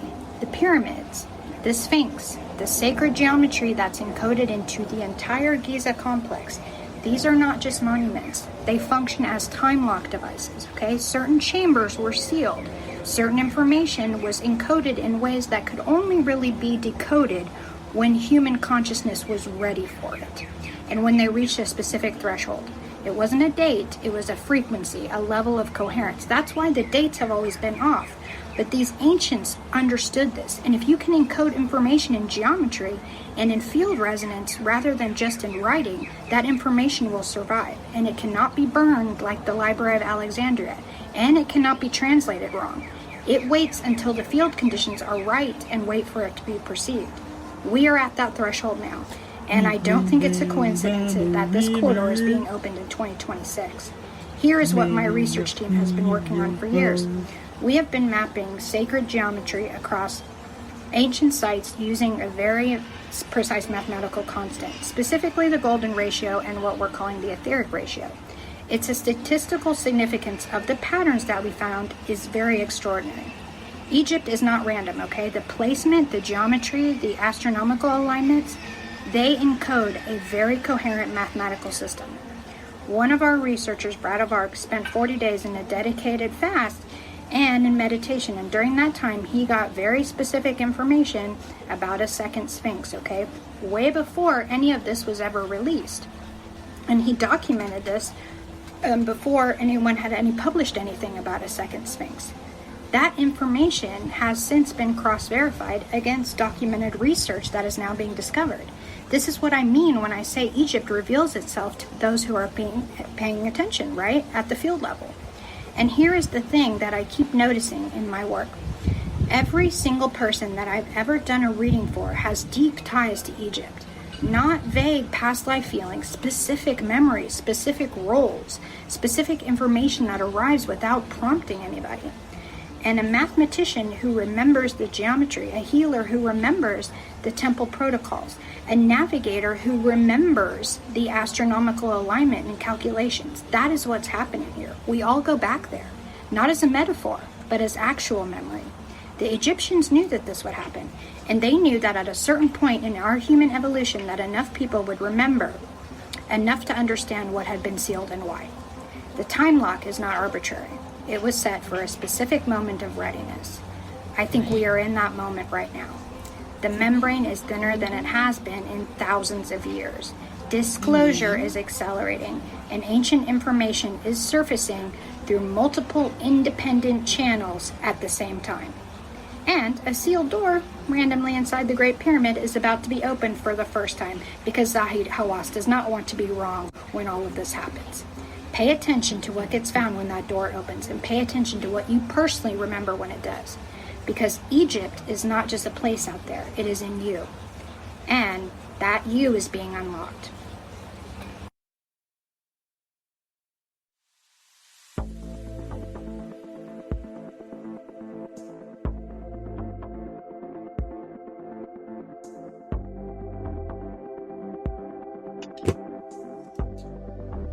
Let's do one more story about something spooky happening in the woods. This came from Richard, and he says he was hunted by what he believes to be the apex predator near where he used to live in the panhandle of Idaho, about 50 miles south of the Canadian border. And he's still not sure what this apex predator is, but strangely enough, it started respecting him and leaving him gifts when he started leaving it offerings. A little bit of background on Richard. He said he is very competent in the woods. He spent the majority of his adult life as a combat and wilderness survival instructor.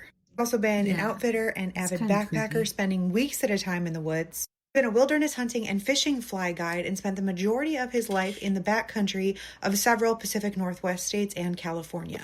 And all of that is just a lot of words to describe the way that Richard thinks. He said he has always laughed anytime people tell him about creepy or unexplained things that happened in the woods because he can always find a logical explanation. He said he's heard about every cryptid and urban legend that exists in those woods, and he can find a natural cause for all of those stories. For example, if you've never heard a red fox's call and you hear it without knowing what you're listening to, it will turn your blood cold. He said, look it up. Still has no explanation for what he encountered when he moved to an off-grid homestead with his family a few years ago. Property was surrounded by thousands and thousands of forested acres, and he said his family owned about 80 acres of that, but he had permission from the owners of the surrounding areas, and he spent most of his days out hunting or foraging for wild mushrooms. And one day, one of his friends came over about 6 months after his family moved in, and he points at a structure in the trees across the street from Richard's property, and he says, "That's a Bigfoot structure." Richard said he really respected his friend. He's also an avid outdoorsman, but he didn't believe in Bigfoot. But he knew that this friend of his, who, despite knowing the woods like the back of his hand, spent a lot of his free time researching Bigfoot and even leading expeditions to try to find him or at least prove his existence. It's like, a hobby's a hobby, you know, whatever floats his boat, it's just not my cup of tea. And he kind of laughs this off. And his friend's like, I know you don't believe me, but they put those up to mark their territory and you should avoid going over into that part of the woods. But Richard said he was absolutely right. He did ignore his warning and he continued going into that patch of woods to forage for wild mushrooms. It was one of his prime areas where he would gather and find things he needed for the homestead. Day that spring, he packed up his things and he headed out to find the first mushrooms of the season. He said it was still cold enough that there were a few patches of snow on the ground, but he headed to that area. Toward a spot where he knew that they grew thick, and he found it, and they were there as he expected, and he started picking. But after a few minutes, he felt extremely disoriented. This was very unusual for me because I knew those woods like the back of my hand, and I was just out of sight of my pasture fence. He shook his head and decided to play it safe because after years of hearing search and rescue stories, he knew that he should head back to where he could see his fence and knew where he was. Right. Headed back toward the direction from which he came, but he still felt lost. He said the plants were right, but the topography of the earth was all wrong. No, he was alone. He felt lost and confused and embarrassed. He said, normally I was the guy that was called when somebody was lost, and here I was, lost on my own property. After wandering for a few more minutes and still unable to figure out where he was, he decided to try an old trick that an old Cherokee man he called Grandpa taught him. And he said that this trick is to bend over and look between your legs toward the direction from which you came, and all of a sudden you will know where you're at. He said, I don't know how or why it works, but it does. So he tried that, it did work, and he all of a sudden knew where he was again. As he started to head back toward his pasture, he saw another patch of mushrooms, and he was like, well, I may as well grab these while I'm out here. And he started picking. And before he knew it, about another hour had passed. And that's when he heard a rustling in the trees, and he was aware that he was being hunted by something. He said he has been hunted by mountain lions in the past, and it's a very unsettling feeling, but he did not go out unprepared. He did have his firearm. He didn't think that whatever was hunting him this time was a mountain lion because it was midday and they're not usually out at that hour. But he figured out which direction it was coming from and headed in that direction because he said strategy says that you should meet an ambush. You shouldn't run from it. You should let whatever's hunting you see that you know it's there. As he headed in that direction, he caught sight of what he thought was a bear standing behind a tree. But he said it wasn't the right shape of a bear, but that's the only thing that made sense in my brain. Whatever it was standing on two legs and it was tall. He looked down to check the position of his firearm, and when he looked up, the thing was gone. He made his way over to the tree to look at the tracks, and he said he was very confused because whatever tracks it was wasn't a bear, but he had never seen anything like it. He heard another noise coming from the tree line, and so he turned in that direction, drew his firearm, and charged. And he said the speed at which this thing ran from him was crazy. It crashed through the bushes. He actually spent a few hours tracking it, though he never caught sight of it again. Eventually, though, it got dark, and he said he headed back. He said he would have liked to figure out what he was tracking. That thing was undoubtedly bigger and stronger and could see better in the dark than he could. He was feeling unsettled by the time he reached his house and locked up the house, even though they lived in an area where he said that's not really necessary. And he did not sleep well that night. But in the morning, he got up, he fed his kids, and he headed outside to chop some wood. Headed to a large stack of rounds that he had next to a property fence, but when he got out there, he was very confused because on the rounds of wood was a large cluster of the types of mushrooms he had been hunting the day before. There were so many that he was able to fill 3 5-gallon buckets with this type of mushroom. He said he checked them out carefully to make sure that they were the type that he had been looking for because some of the mushrooms in that family are poisonous, but he was sure. He picked them, and he was very confused because he hadn't noticed them the day before, but was like, maybe they sprung up and I just missed them somehow. Later that day, he called his friend, the one that was super into Bigfoot, and he was telling him about what he was tracking in the woods the day before, and he was like, do you know what kind of animal that could have been? And his friend's like, oh, I don't know. I've never heard of anything like that. And then Richard tells him about the mushrooms, and his friend gets really excited, and he's like, oh my gosh, they left you an offering. He said you have to leave them an offering back so they know that you're peaceful. Says they really like guts and innards and things like that. And Richard says, I don't know about all that, but he was curious. So the next week they did have some leftovers from an animal. And so he says he took them out there and he put them on the other side of the fence from the stack of wood that he had been chopping a week prior. And out the next morning to check to see if anything had gotten it, he was shocked because the offering was gone, but in its place was another cluster of mushrooms. This went on for months. Anytime Richard had something extra to spare, he would leave it by the fence and he would find gifts left in return. He said whatever this was far more intelligent than any animal I've ever encountered. He and his family noticed that whenever they were outside on their property, they would all feel the same sensation of being watched, not by one creature, but by many. Said it never felt aggressive, and it went on for several years until eventually, sadly, his marriage fell apart and they seemed to leave. He says to this day he's not exactly sure what was living on his property and watching his family. But when he hears stories about strange things happening in the woods, he's not as skeptical as he used to be. That I believe now that there are things out there beyond my understanding. But whatever relationship I developed with whatever was on my property was cool, and I'm grateful for that experience. He said it felt like our homestead was, for a period, guarded by the apex predator of that area, even though I'm not sure what that was. Richard's his real name. He'll be seeing the comments. Let him know what you think. And he's curious if anyone has any other stories, especially from this area, dealing with something like this. Or if you've ever heard about leaving an offering and then something leaving you a gift in exchange. If you have a story for Spooky Scary Storytime, one that you think nobody else would believe, send it in. We'd love to hear it. All right. So, the man from the Midwest. More of those voices. Oh, did you see that? Yeah, you already know who. I do? Whoa, dude, what the f*** is that? And I saw something Dropped a new glowing. video last night. Oh no, not Midwest. Did you hear that? And like I always say, the shit that this dude captures. Dude, yes. This shit that this dude captures is fucking amazing. Fuck, is this one crazy? So Ian is investigating the Greenwood Cemetery, which is supposed to be one of the most haunted, if not the most haunted, cemetery in Iowa. And after watching this video last night, I can definitely tell you. John? John, is that you? What the hell happened in here? Okay. This place is fucked. Oh shit. Whoa. Did you just see that? Did you just see that? So there is a legend in this cemetery of a statue with a woman kneeling with a severed hand, and it's supposed to be cursed, and it's called the Blue Angel. And according to this legend, the severed hand once held a rose, and if you saw her drop the rose, your ass would get cursed.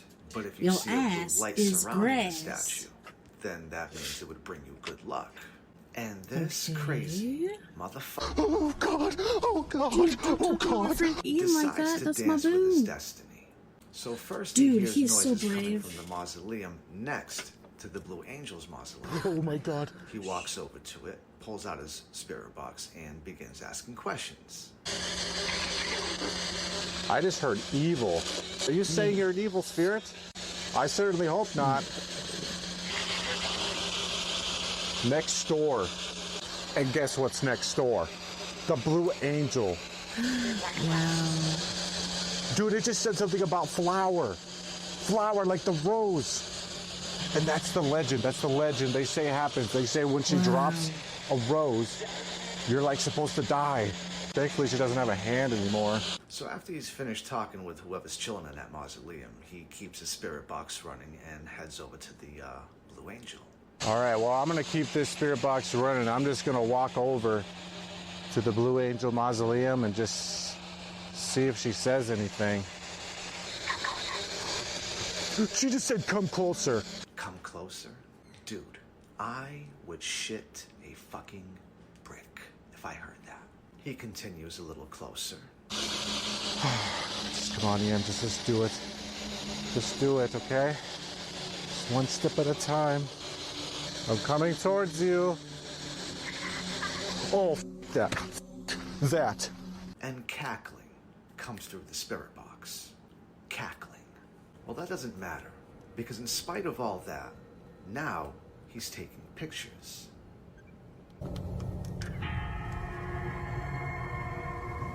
Whoa, dude, what the f***?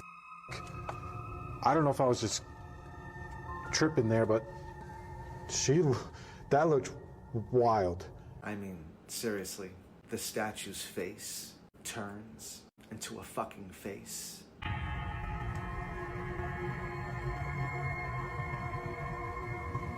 Come on, is that even fucking real? You know what, never mind that, because after that, his battery on his camera dies, and after everything he's captured, warnings from the neighbors. Why is the Blue Angel evil? Could you tell me?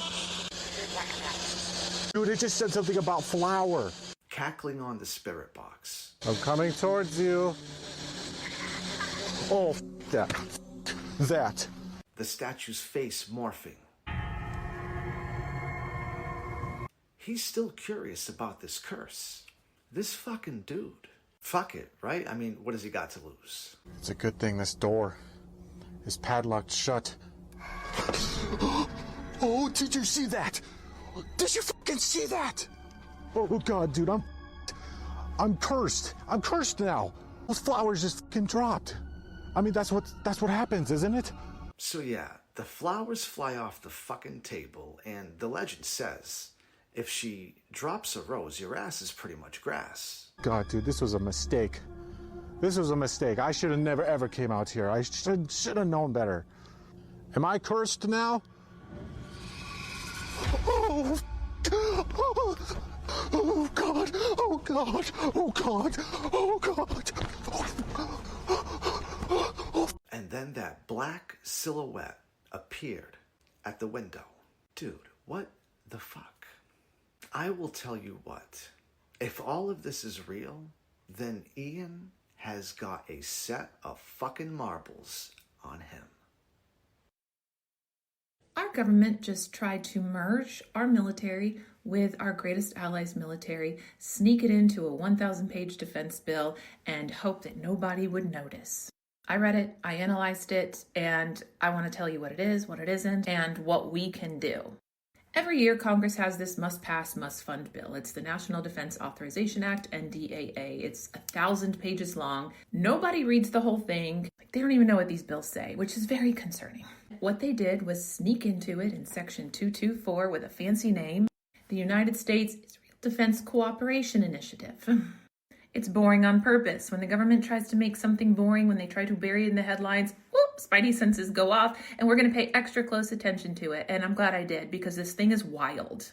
What it would do is link the U.S. and Israel militaries together at the deepest level that we have done with anybody. We have our Five Eyes partners. We have our partners that we are protecting. This is different. It's joint weapons development, shared military networks, something that they literally call data fusion. And if you know what data fusion is, it's basically what these data centers are that we're building.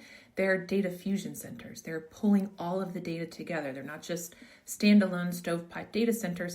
It basically means that our military's data becomes their military's data.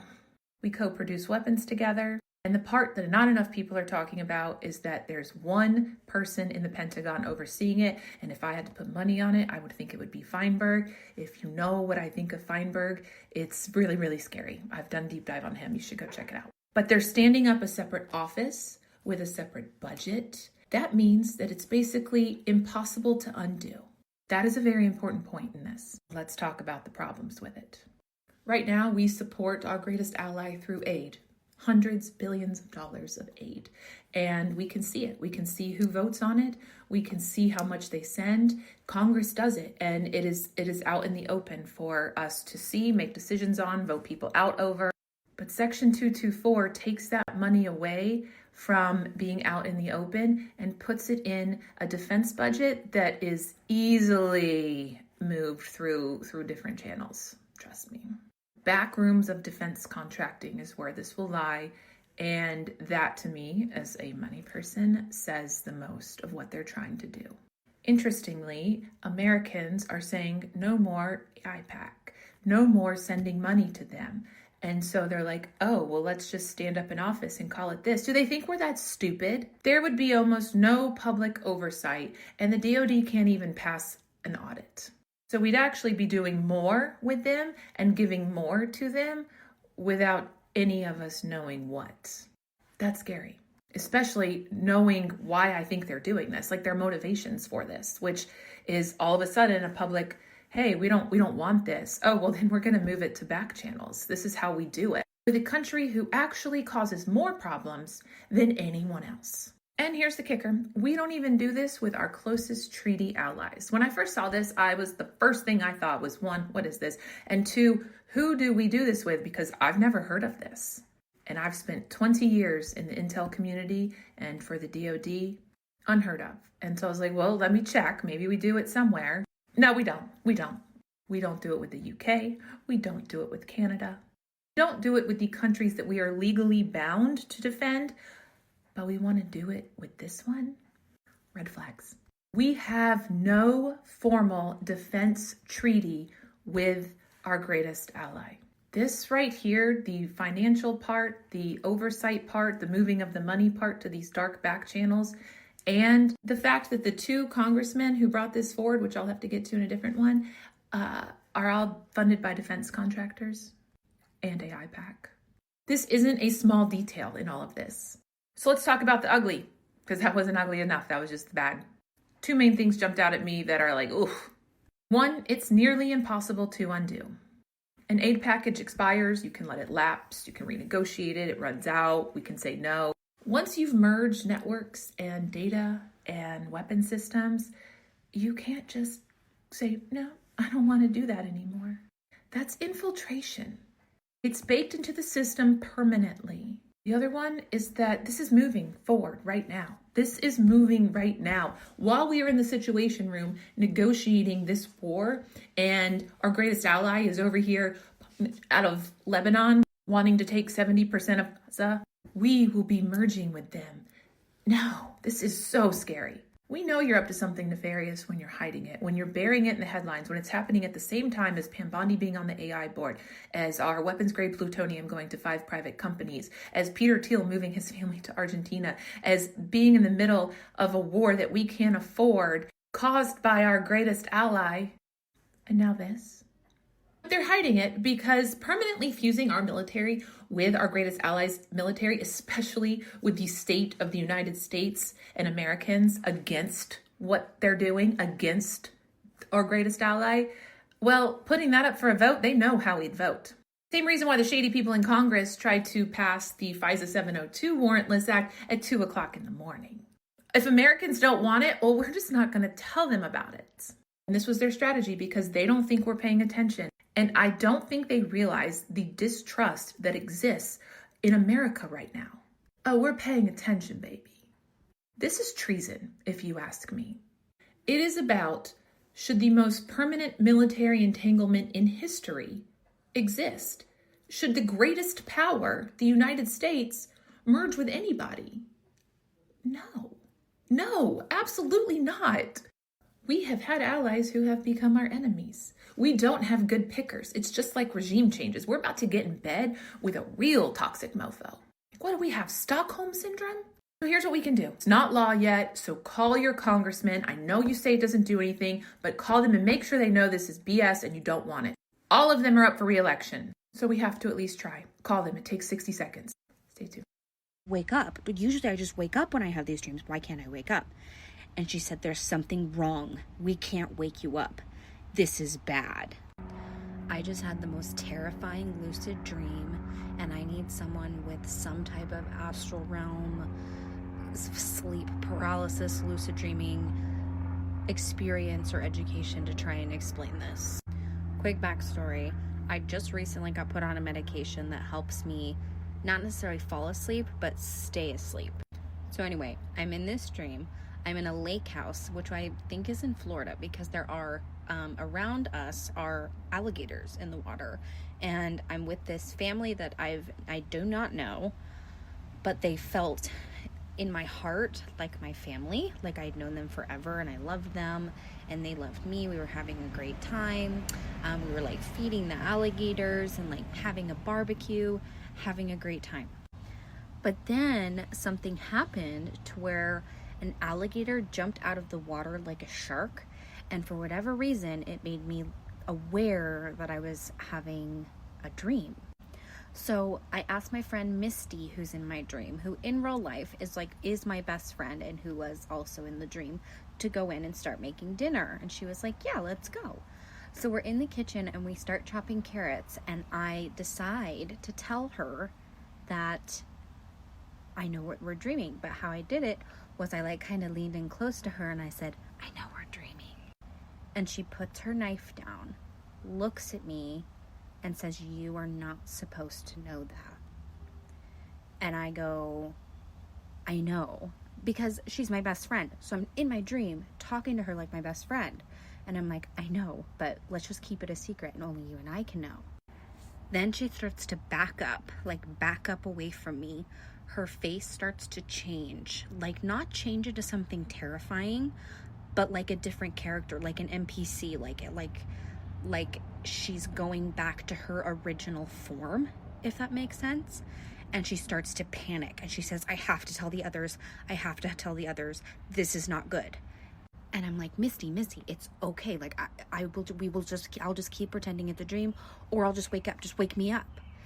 And she runs out of the room, and all of the other people in my dream come into the kitchen, and they are like, you are not supposed to be awake. You are not supposed to know that this is happening. What are we going to do? They're like talking to each other, but not talking to me. Meanwhile, all of their faces are changing too. The room is changing. It almost felt like a set was being broken down, like from a play. Like all the walls were like peeling down. Everything was starting to like the veil was coming off, is like what it felt like. And like they were just coming back to their original forms. They are panicking, like bashing their heads, like this is not good, this is not good. They all leave the room except for, I'm just going to say, the character that is playing Misty. And she's with me, and she gets into the fetal position in the corner of the room, and just starts rocking back and forth. So I try to talk to her. So then there's kind of a moment of silence because I don't know what to do. I can't wake myself up. So with my brain and knowing that I'm conscious, and I've always been curious about this stuff, I've been lucid dreaming my whole life, I start to ask her questions. And my first question I asked her was, Misty, where do you go? Like when I'm awake? And she said, we never leave. And I was like, what do you mean that you never leave? Like you never leave my brain, or you never leave this dimension? And she goes, I can't tell you that. And gets, again, really nervous, as if someone is watching or listening. So then I ask, who's watching you? Who's listening? And she stands up and she goes, I cannot tell you that. So then she runs out of the room and then immediately comes back with a phone, like one of those old style, like where you put your finger in the hole, ring around, and it comes back. And she said, what I can do is I got you this phone where you can listen to the outside world. But we can't wake you up. But what I can try and do is let you listen. So I pick up this phone, and I put my ear to it, and I can hear my fan going that I have in my room. I have a YouTube video playing of an aquarium for my son. So it's like that bubble sound, and I can hear that. I can hear his crib, him kind of like wrestling around in his crib. And so I start to scream into the phone, wake me up, like I'm screaming into the phone because my heart is starting to race. I can feel it, like I can feel my body, but I'm asleep. I cannot wake up. She grabs the phone from me and she goes, I'm gonna be in so much trouble now you got me in so much trouble. And so she like runs out of the room with the phone, and then comes back and is pacing around the room just like she is out of her mind, does not know what to do. Meanwhile, I can hear the other characters, my other family members that morphed into their true form, outside of the room trying to figure out how to wake me up and how to do it without letting him know. They're also, I can hear, like wondering if he does know or if he's caught wind. And I'm just like, who is he? And all of a sudden, in the other corner of the room, it's not like a portal. It wasn't like a door. It was like I could literally see my room. And my baby starts to cry. And that's what I think opened that up. And it's my baby crying from the crib. And the character, Misty, looks at me and she goes, run. Like I got chills, even just saying it. But she goes, run. And I run into that little fucking portal, and I'm awake. And that was the dream. I still don't know what to think about it. Oh, another question that I asked when I was alone in the room with Misty was, were you ever alive? And she looks at me and starts to, like, tears coming down her face, says, I wish more than anything that I could have been alive. Someone please explain this. Here's what I wish somebody told me before I applied for a HELOC. Homeowners are now turning to home equity investments for a more flexible way to access cash. Here's what it looks like. A home equity investment lets you pull money out of your home without refinancing or taking on a new monthly payment. And for any planners out there, this is great because unlike a HELOC, you don't have to worry about added bills or fluctuating costs. You can see how much cash you may be able to access from your home with a quick online pre-qualification. Click the link below to get started.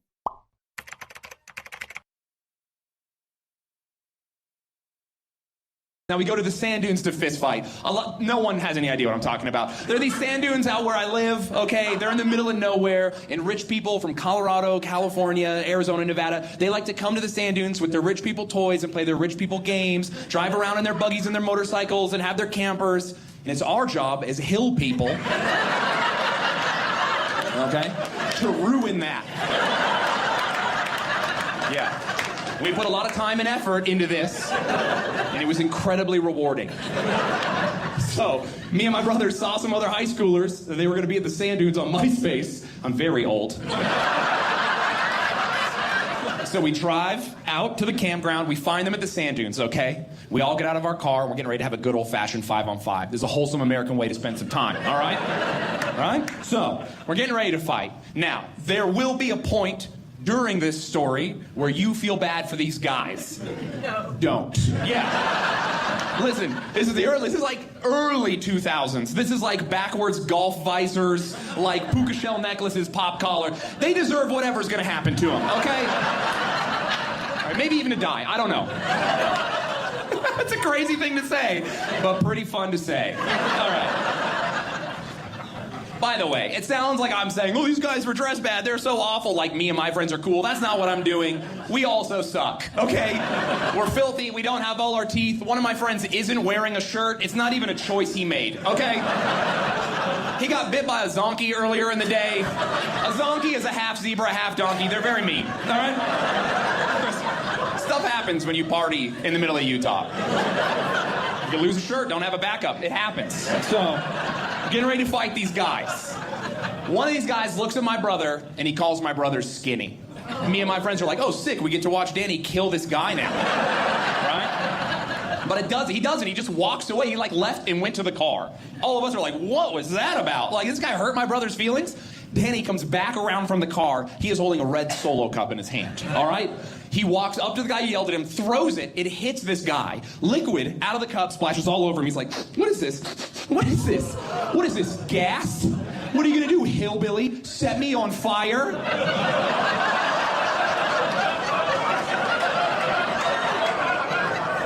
And he did. Yeah, that's right.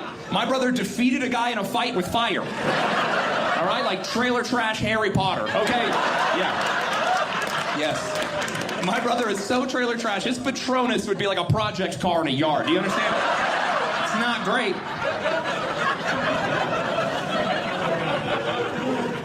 So stop, drop, and roll, that's real, turns out. Yeah, they were not joking when they taught us that. If you're on fire, get on the ground and move, baby. You are not doing well. If you don't, you might run into your friend group and start setting other people on fire. Hypothetically. You're way more flammable than you think you are. So, we won that fight, right? Mm-hmm. Turns out, if you set one of the guys you're fighting on fire, everyone else is like, we're cool, actually. Yeah, we would not like to fight anymore. Fitness, I was looking for James. This is James. Hey, James, how are you? I'm actually calling to inform you that your membership has been fulfilled, and it's been a pleasure having you as a member, and we wish you well, so we won't need you coming into the gym anymore. No, I think you're mistaken. I didn't set anything up like that. No. I know you haven't set anything up, but we've been paying attention, and we noticed that you use the gym pretty much every day. But you're done. It's a good thing. Congratulations. What do you mean I'm done? No, I'm not. Has someone complained or something? No one's done with the gym. No. It's actually a really good thing. You've reached peak. What do you mean it's a good thing? Stop saying that. Well, you've been a member here for 3 years, right? Yeah. Yeah. And in that time, we've seen you've bulked up, filled out, and our fitness experts have determined that you are done working out. You've finished. Congratulations. Do you hear yourself right now? That's not a thing. Nobody's done working out. Okay. Sounds like you're having a little bit of trouble understanding me. I don't know how to explain this to you. I'm going to continue going to the gym because I need to work out because it's my gym. Well, here's the thing. You can't come into the gym anymore because we're canceling. What do you mean I can't come into the gym? We're ending your membership because... I pay for a membership. No, I pay for that membership every month. I know, but now you don't even have to do that because you've finished. You have no more to gain. You've accomplished everything. What do you mean I finished with the gym? What is wrong with you? Let me talk to someone else. Let me talk to someone else. Maybe I can say this a different way. Your fitness journey is over. Okay, if I hear anything like that out of you one more time, I'm going to freak out, okay, dude? Okay. My fitness journey is not over. I love working out. I need to work out every day. There's no way you're going to tell me to stop working out because I look good enough. You're nuts, dude. I get it. Okay, you work out. I've heard there was a secret chord that David played and it pleased the Lord, but you don't really care for music, do you? It goes like this: the fourth, the fifth, the minor fall, the major lift, the barefoot king composing. Hallelujah, hallelujah, hallelujah, hallelujah.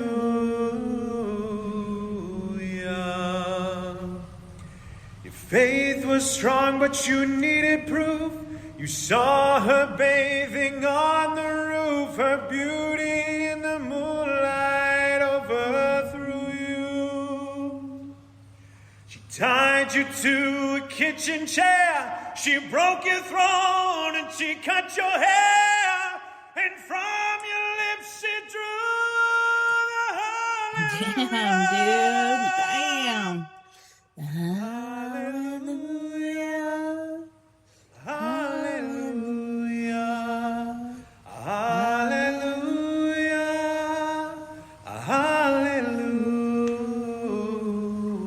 Hallelujah.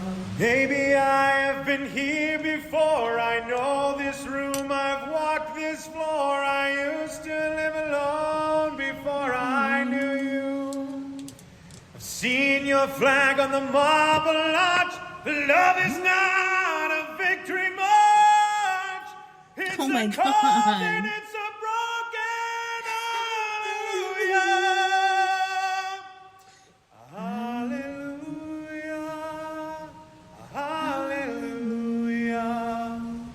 Hallelujah. Hallelujah. There was a time you let me know what's real and going on below, but now you never show it to me, do you? Remember when I moved in you, the holy dark was moving too, and every breath we drew was hallelujah.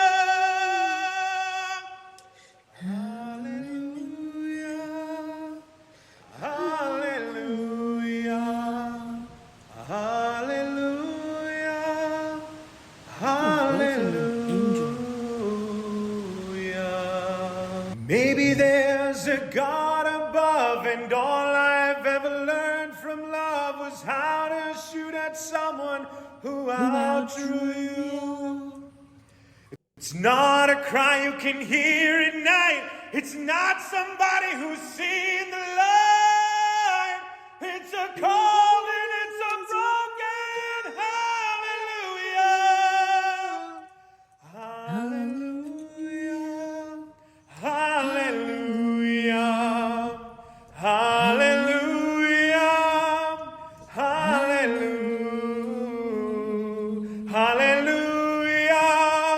Hallelujah. Hallelujah.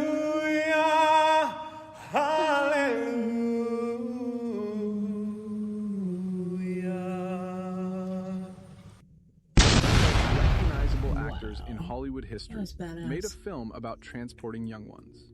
Now, the entire industry tried to kill it. And one of the biggest names in entertainment, someone who built her whole career on the words "be kind," stayed completely silent when people demanded a response from her. and her name later showed up in the Epstein files. This video is about how those three Ellen things DeGeneres? are connected and what the full picture actually looks like. Before we get into all of it, here's the quick background you need if you're new on the channel. Now, Jim Caviezel is the actor who played Jesus Christ in The Passion of the Christ in 2004. That film was directed by Mel Gibson. It made over $600 million on a $30 million budget after Hollywood passed on distributing it. Both men had already learned that certain stories Hollywood won't touch. And I'm not going to go much into Jeffrey Epstein, as most of my audience already know what he did. So let's focus on the elephant in the room. So Sound of Freedom was finished in 2018. Budget, $14.5 million. It had a distribution deal with 20th Century Fox. Then Disney bought Fox in 2019, and the film just disappeared. Not shelved with an explanation, not delayed with a date, just gone. The filmmakers spent over a year fighting to get it out. Angel Studios finally acquired the worldwide distribution rights in March 2023. And what happened when it actually released on July 4th, 2023, was something nobody in the industry expected.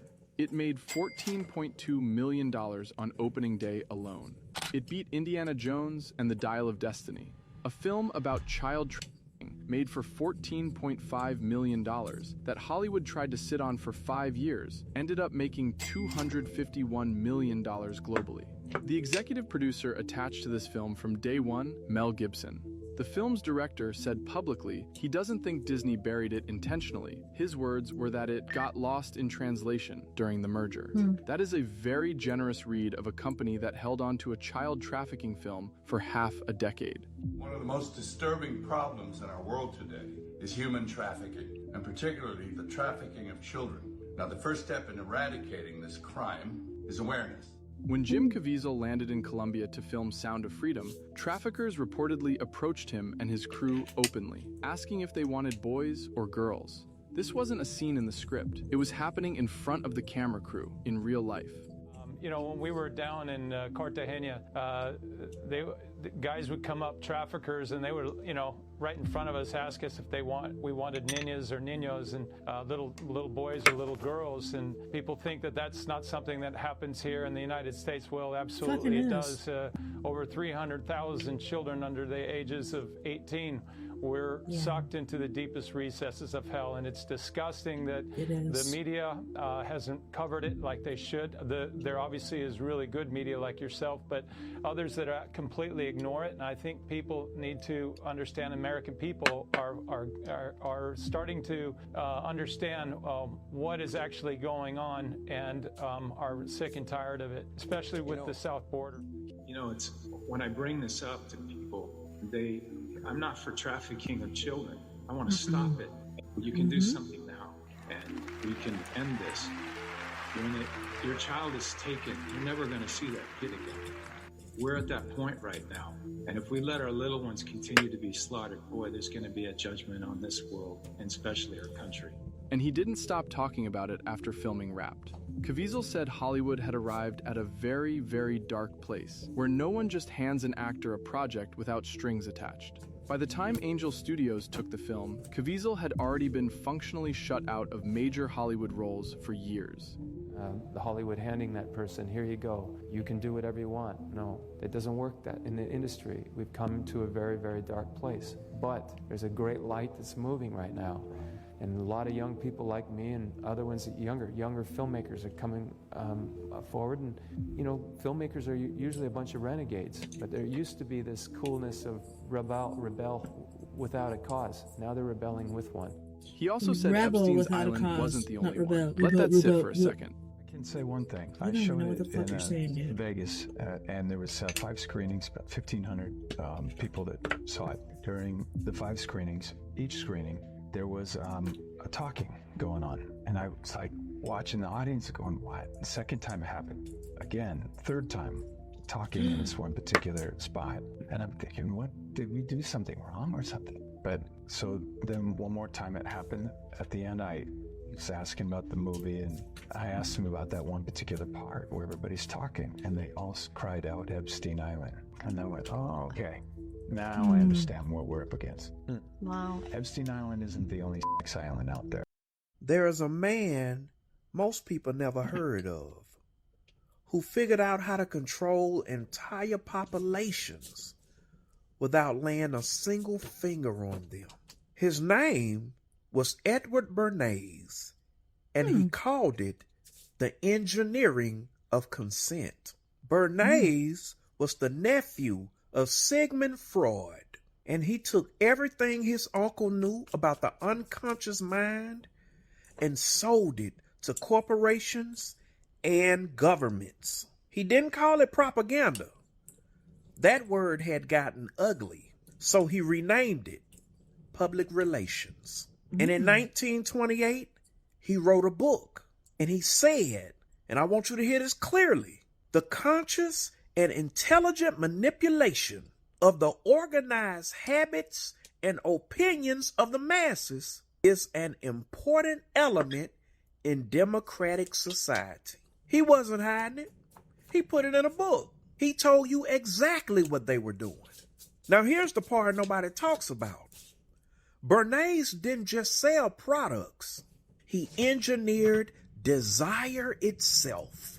He convinced women that cigarettes were a symbol of freedom, so they'd buy more cigarettes. He convinced Americans that bacon and eggs were an important part of a wholesome breakfast on behalf of a pork company.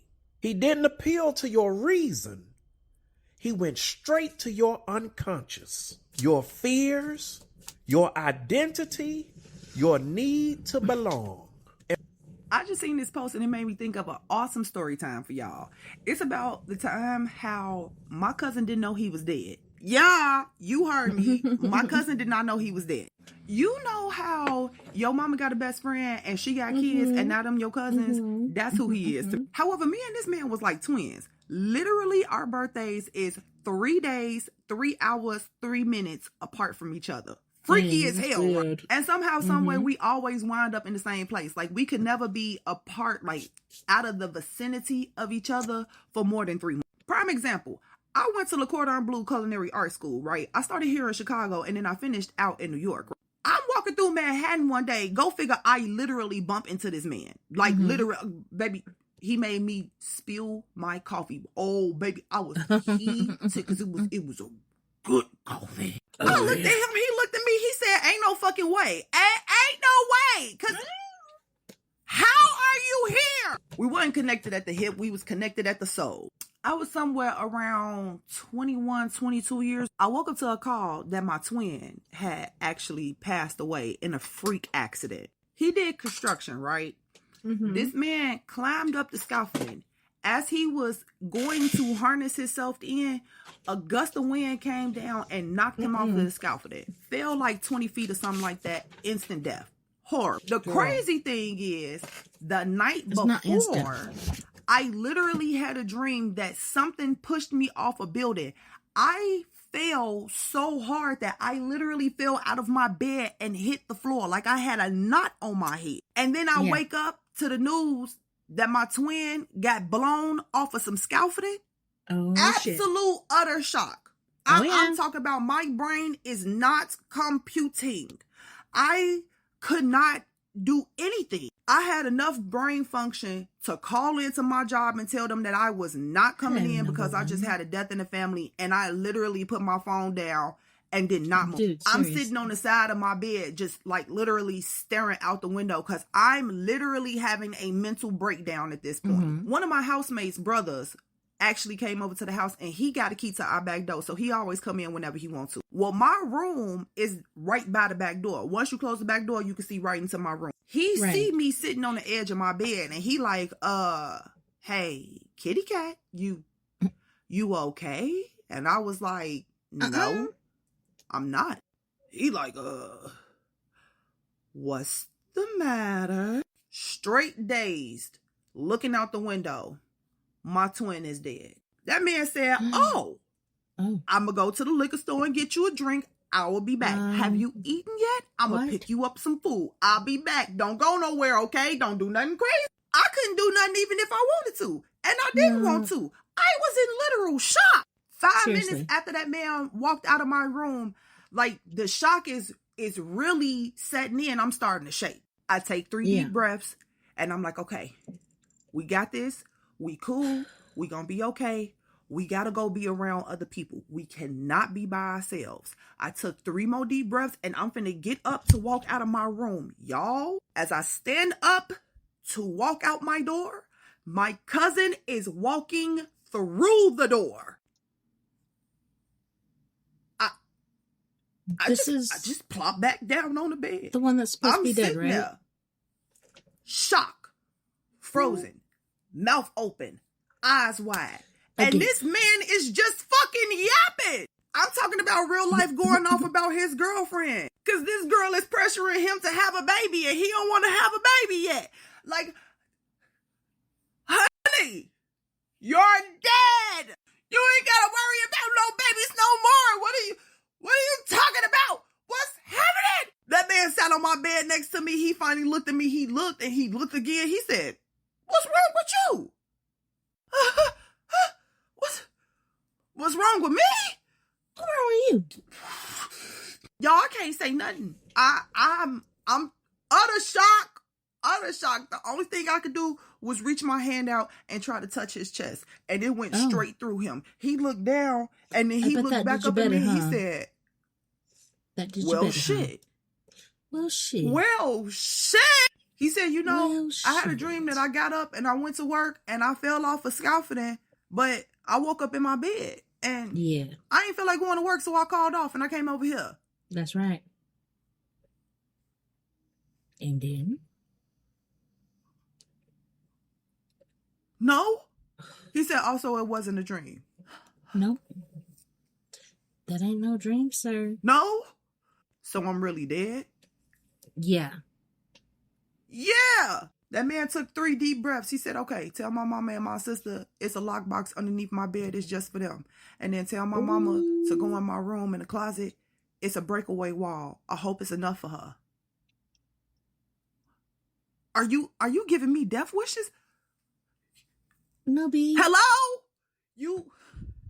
Why are you talking to me so regular right now? He went on to tell me how it's a box in the closet for me and then his male best friend. And he hope it's enough to help out. I am yet again shocked, mouth wide open, eyeballs gonna fall out of my face. A gust of cold ass wind pushed through my room. I look over. I have a wall of windows. They're not windows. It's a giant golden gate.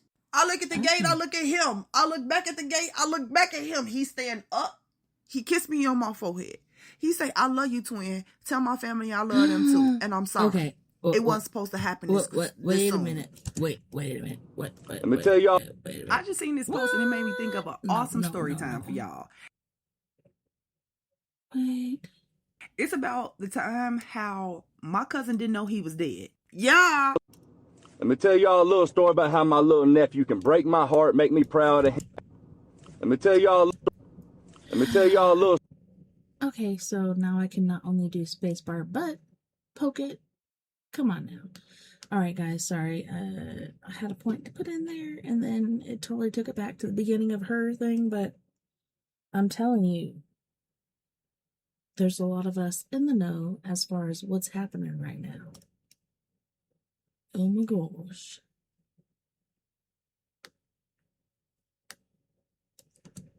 When I was 12 years old, I accidentally...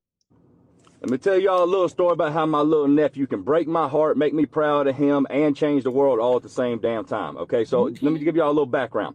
Little man comes over to Uncle Zach's house every weekend during the school year because I hire him.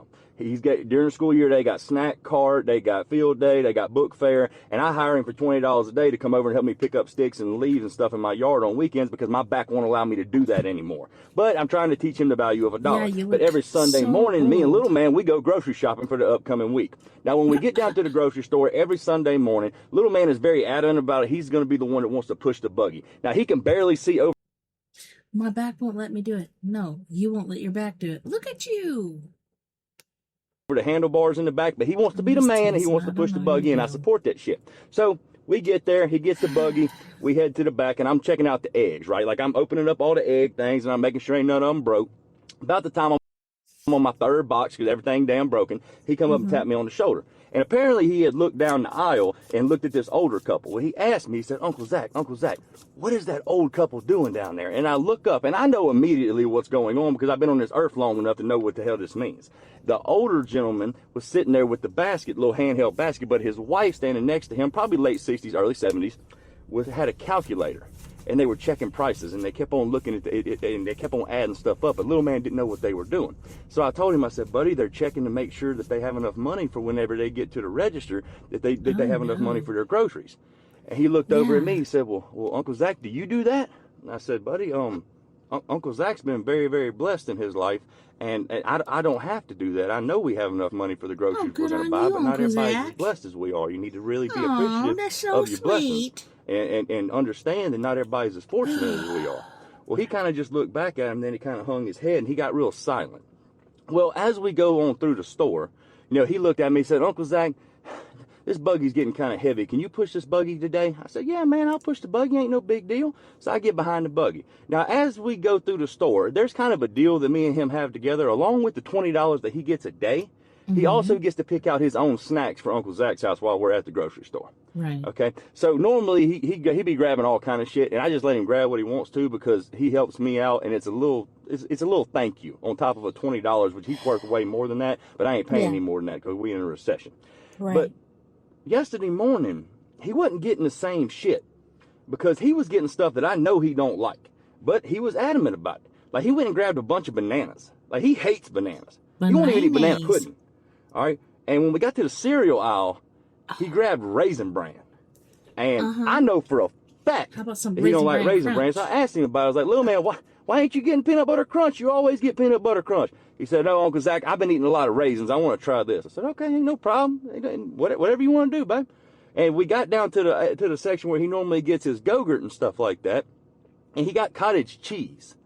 And I was like, okay, I know you ain't on TikTok. You ain't be adding like mustard and shit to this. So what's going on? He said, no, I did. My dad gets it at the house. I really want to try it. I said, okay, whatever you want, buddy, but we ain't coming back till next week. So whatever you get is what we're going to have at the house for you. He said, I know, that's okay. So we get up to the register and we check out and everything like that. And we push the buggy out to the truck. Now we throw all of the damn bags in the back of this truck right here. And as we get to the truck and we're unloading all the bags, he said, Uncle Zach, can you hang on just a second? I want to go through these bags real quick. Well, I had to put some of the bags in the back of the truck because they wouldn't all fit in the back seat. So he hopped up in the back of the truck, and then my phone rang, and it was his daddy. And I'm sitting there talking to his dad and stuff like that, and I'm just chilling, I'm sitting there talking to him. I look in the rear view mirror. I can see little man and stuff like that. But then all of a sudden, something catches my eye out my driver's side rear view mirror. And I look, and it's little man. And he's walking across the road, which he knows not to do, with like 3 bags of groceries. Headed across. Oh, man, what the hell's going on right now? Across the road. So obviously I tell his dad, I was like, I gotta go. And I hang up and I hop out the truck, and I made it about to the back of the truck, and then I froze because little man had done walked up to that old couple and handed them like 4 bags of groceries. And he gave the old lady a hug, and he shook the old man's hand and everything, and he gave him his little hat tip, which he does to everybody. And he started walking back toward the truck. Well, I'm looking both ways to make sure there ain't no cars coming, but I'm kind of sitting here like, what the hell's going on while we're giving away our groceries? All right. So he comes around and hops right back here. He hops right back here in this passenger seat, and I'm still standing outside because I'm trying to figure out what the hell just happened. So I hop back in the truck, and I look over at little man, and he's kind of sitting there with his head down. He doesn't even pick his head up. And he asked me, he said, Uncle Zach, are you mad at me? And I leaned over on my center console like this right here. But underneath my damn elbow right there, I felt something crumble. You did? You felt something crumble, did you? And it was 2 $20 bills. And I picked my arm up. I said, no, buddy, I ain't mad. What's this right here? He said, that's my pay for this weekend. And I said, well, buddy, why are you giving it to me? He said, because I didn't give them any of your groceries. I just gave them the ones that I chose because I was watching them as they went through the whole store. And every time they would pick something up and add it up on their calculator and then put it back down, I knew that meant they didn't have enough money to get it, but they wanted it. So I would go get that. So he's been running all around this store watching this older couple and getting the food that they didn't have the money to get. And he had done gave me back his pay for this weekend, which was $40 to try to cover it. So I slid that $40. When I was 12 years old, I accidentally threw up on what felt like half of Greer County, Oklahoma at a carnival ride at the Mangum Rattlesnake Derby. I'm sorry, sir. The worst part was not that I was puking. Now, if you're not from southwest Oklahoma, the Mangum Rattlesnake Derby is exactly what it sounds like. It's a town of 3,000 people. It becomes a town of 30,000 people, and a lot of bad decisions are made. It's a bunch of grown men who put on steel-toed boots, go catch all the local rattlesnakes, drag them into town, and everybody spends the weekend looking at them, eating them, making decisions that would concern a medical professional, humping up on each other, creating babies they're never going to see again until somebody takes a DNA test in 30 years. That's nice. We all fucking love it. One year, though, my mom and my granny had this booth there selling ceramics and my granny's handmade T-shirts. She had took a regular T-shirt. She cut a strip out of it. She didn't cut that middle part off. She turned it into beads, okay? She put beads on it. This thing was black. It had sunflowers on it and red dangly beads. It was like 1996 and a single wide turned into a fucking T-shirt. Anyway, me and my brother, we got bored. We wandered off the carnival. Now, before we go any further, y'all need to understand I had already made a catastrophic decision. I had eaten a funnel cake the size of a fucking tire tractor and one of those giant smoked turkey legs that looked like it came off a Jurassic Park crime scene. Yeah. My brother wanted to ride something called the Star Trooper. And this is when I learned a very important lesson in life. If a carnival ride sounds like military hardware, that's not entertainment, it's a warning label. Don't do it. This shit's a trap. This thing spun, and then it spun while spinning. And then it spun sideways and backwards. Hell, I think it took me back to 1988 at one point. It was like a flux capacitor on a carnival ride. If you know what that is, we're old now. Yeah, I'm telling you what, it spun my asshole out my eyeballs. That's how bad it was.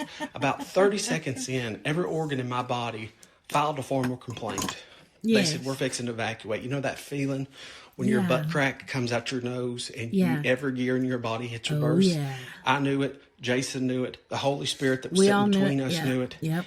That all little psychopath, my brother, not the Holy Spirit, grabbed my head and shoved it over the side of the rail, creating what could only be like a lawn sprinkler situation with my puke while we're still moving. I'm puking. He's screaming, stop throwing up, like I've chosen this moment to express myself artistically. Because the ride's spinning at the speed of regret, that vomit doesn't fall. It atomizes. It becomes a weather. What started as a professional medical issue turned into a county-wide event. People are screaming. Kids are ducking. One man's pointing at me like he's watching a tornado touchdown. I can still hear the chaos. It's been 32 years. And I'll never forget this poor woman. She had long blonde hair, white tank top, big old boobs, just trying to enjoy her afternoon with her kids. One second she's eating her corn dog, the next second she's standing there frozen in horror while a strand of my partially digested funnel cake lands in her hair and just stays there. Y'all, she reached up, she touched it, she looked at her fingers.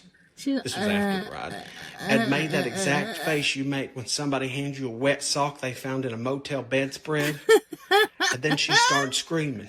Not a startled scream. Like a betrayal, like somebody stole her child.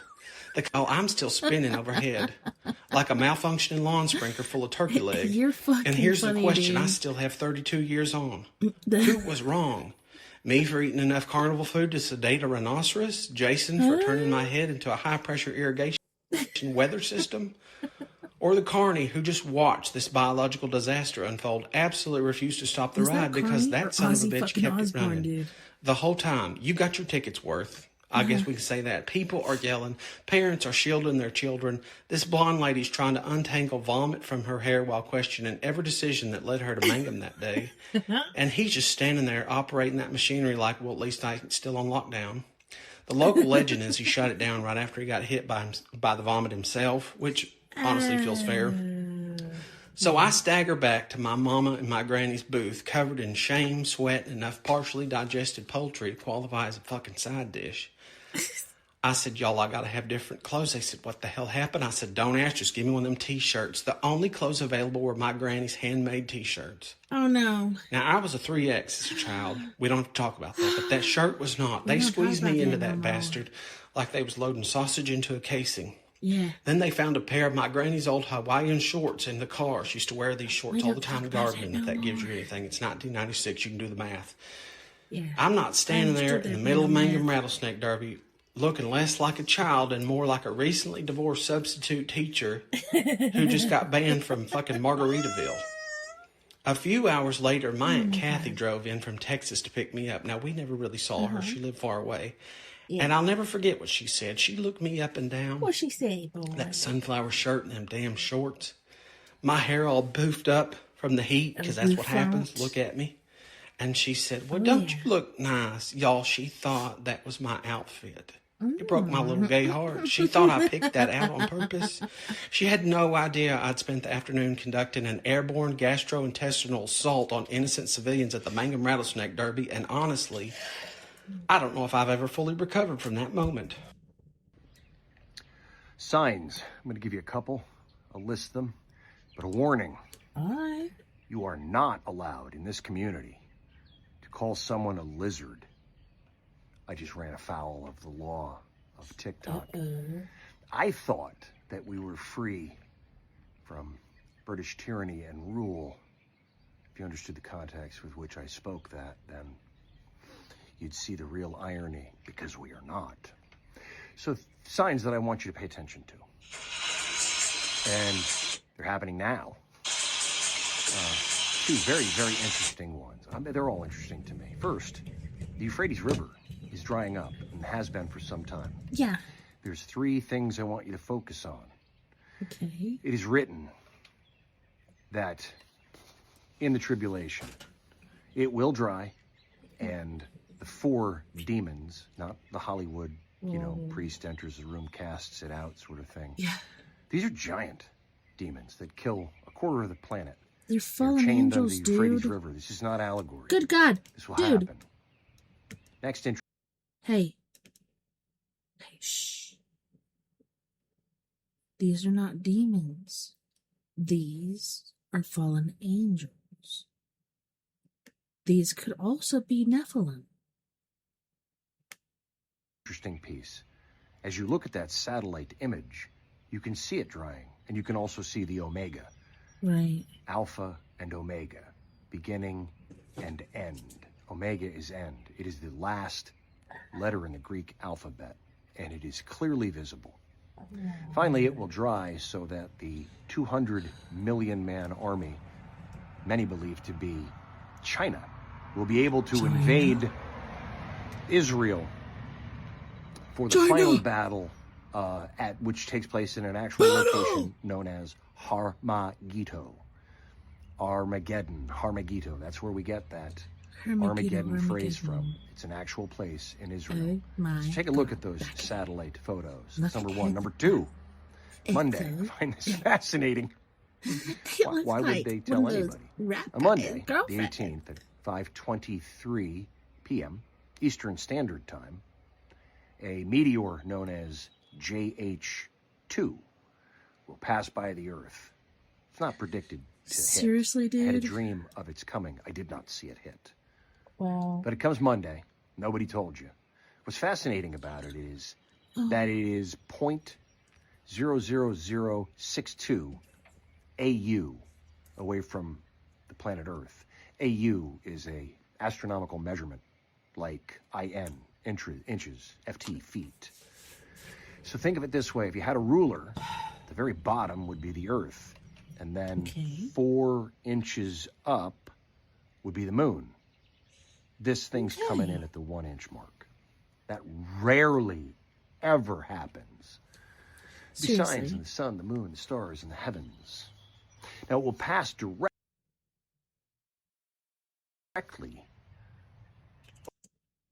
over Ecuador. So at a minimum, folks in South America and Africa, come on now, come back are going to have quite a show. Because that's your close. eyeballs. It's 3/4 closer than the moon is. All right, to give you a mental picture. Yes. Nobody's mentioning it. Okay. No. Yeah, the other you're thing not blinking is, your eyeballs. the King of England came a week and a half ago, and spoke with the president. You guys got to know your Bible. Oh, You gotta know your Bible, especially if you're preaching at me. Trump's the Antichrist. No, if you read Daniel, you'll understand. that the Antichrist, the son of perdition, the man of lawlessness, many names, will not prefer the company of women. So I don't think that's Mr. Trump or the King of England. Anyway, he's returned to his fiefdom to announce that England this year will institute the digital ID system. Oh, wow. See, in the end of days, during the tribulation, there will be one world government, one world currency, one form of control. True. Well, it has to start. It has to start somewhere. Yeah. Also, yesterday of note, they passed the Clarity Act for cryptocurrency. Oh, they did. One world currency. You're seeing the groundwork being laid. And yesterday was also the birthday of Israel, 78 years old. Now that is arguably confusing because we don't know if that was the day Israel came. Okay, so is that Israel's birthday, Flag Day, and Trump's birthday? What day are we talking about? May 14, 1948, or if it's based actually on the central city in the Bible. Wow. Jerusalem, which was captured under Israel's full control in 1967. So there's some debate on that, healthy. It's nothing to do with your salvation. But it is written, this generation shall not pass away until all of these things have been fulfilled. True that. Whistleblower David Wilcox, deceased for truth, part 11.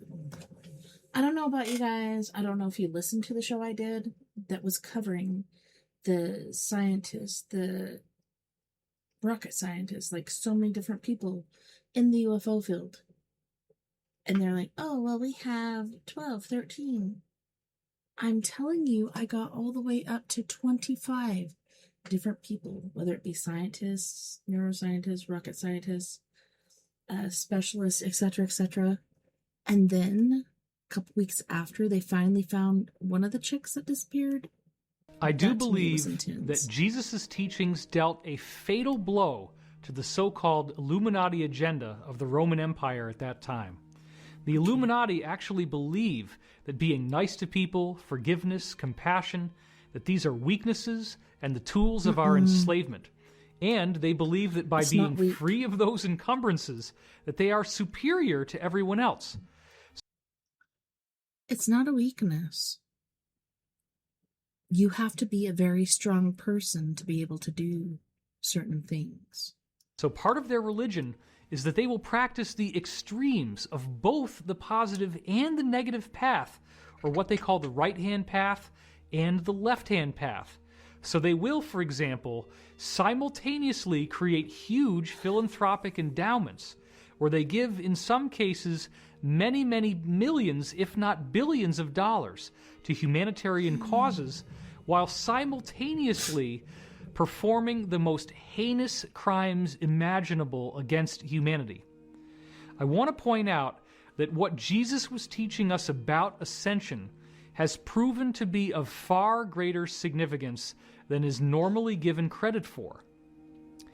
Most Christians tend to distance themselves from the idea of the so-called rapture. It is important to understand that the book of Revelation was something that happened to John of Patmos as a visionary, psychedelic type dream experience. And as is the nature of dreams, there is a great deal of metaphor and symbolism within the content. So, for example, the frequent repetition of the number 7, such as the 7 lampstands and so forth in the book of Revelation, actually refers to the 7 chakras of the human body, the 7 energy centers that we have, which correspond to the 7 basic layers of the universe, the dimensions or densities. This is another thing that is described extensively in the Law of One. There are 7 primary planes of existence that correspond with these 7 different grades of evolution that intelligent life must go through, of which we currently are only at the 3rd, which is the yellow center. So you have red, orange, yellow, or 1st, 2nd, and 3rd, green, which is 4th density, light blue, which is 5th density, indigo, which is 6th density, violet, or 7th density, the crown chakra, and then you go back to pure white light, or intelligent infinity, the octave, which is the original identity of the creation that we all emanate from. Yes. Now, where I feel that conventional Christianity has missed some very critical data is when we look at the fact that the ascension that Jesus is describing in the New Testament is actually also predicted in almost every other global spiritual tradition preserved in history on Earth. This traces back to two of the most prominent historians in the 20th century, Giorgio de Santillana and Hertha von Deschend. They wrote a book called Hamlet's Mill, which was their magnum opus. And in this book, they tied together these legends from 35 different ancient civilizations on Earth, where they all had information regarding this 25,000-year cycle in the Earth. The 25,000-year cycle appears to end with a solar flash, a catastrophic event which also represents a spiritual activation for those on Earth who are ready to appreciate its energetic benefits. When people don't understand... Oh my gosh, I can't believe we just came in and totally interrupted Mr. David Wilcock. Wow. The source stream, or what I'm actually doing, the most common question that I get asked... We're going to have to go back and look at that later. Across all platforms, all accounts, banned or not, where am I pulling my information from? How do I know this? How long have I been studying physics? Just what books am I reading? What doctors am I listening to? What can I recommend? And this is the easiest way for the 3D mind to be able to grasp what I'm doing. 25 explains this is the 1983 CIA analysis of the Gateway process, declassified in 2003, with the most important page missing until 2021. It essentially explains how we're living inside of a hologram and how you can adjust your brain in order to tap into the infinite source stream. So starting with the fundamentals, Avery, why the hell would they release a document about the secrets of the matrix, of the universe, of the correlation between the brain, the absolute, what's going on, how you can reconstruct your reality? Why would they publish? The institutions weren't researching this out of a beautiful desire for spiritual awakening. They realized that human consciousness was beginning to naturally bypass the old loops. They needed the study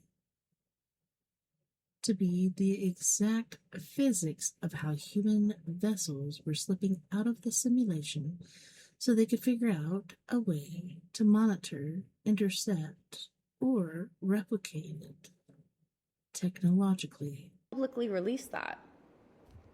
Because, as we've talked about before, cosmic law number 1, law of energetic consent.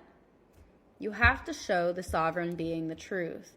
You have to show them the way out.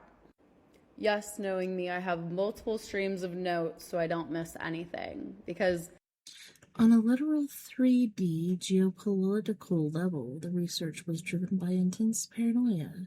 During the Cold War, U.S. intelligence discovered that the Soviet Union was pouring massive funding into psychotronic weapons, remote viewing, and altered states of consciousness.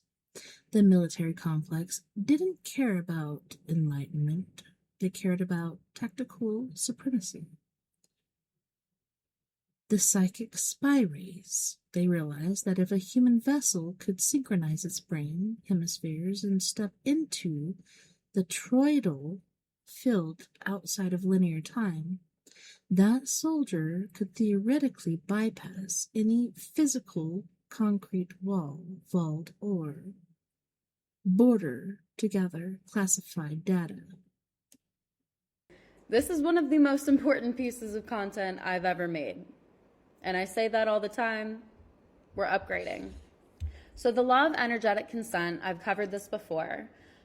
First, the law of energetic consent states that no entity... The reductionist trap. Because Western institutional minds operate strictly in left brain logic, they couldn't just accept ancient spiritual wisdom. They needed someone like Lieutenant Colonel Wayne McDonnell to translate the infinite nature of the soul stream into dry, mathematical, academic jargon, using terms like bifurcation echo, electrostatic fields, and hemispheric synchronization so the Pentagon could sign off on a budget for it. Matrix program or artificial loop can utilize your life force energy without your system consciously or unconsciously consenting via a reactive match. They usually trap you via reaction. They're not afraid of broadcasting the truth. Here's how they hook you. When you react with fear, trauma, or resistance to a matrix event, you unknowingly sign an energetic contract that anchors you into a lower timeline. And this is why I have stressed in my Forbidden Codex when I have dropped exactly how to maintain a solid baseline. Okay. Indifference. Why? Because you're not active.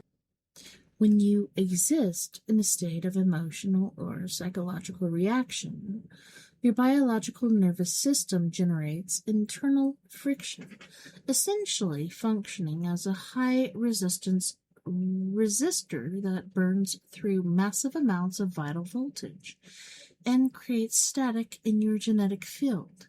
By shifting into absolute neutrality and conscious indifference, you effectively stop the systemic resistance of the vessel to zero.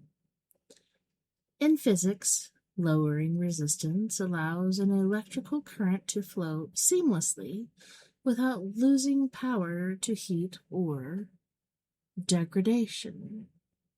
This lack of friction transition is your physical biology from a chaotic, low bandwidth insulation container into a highly conductive, superconducting transceiver.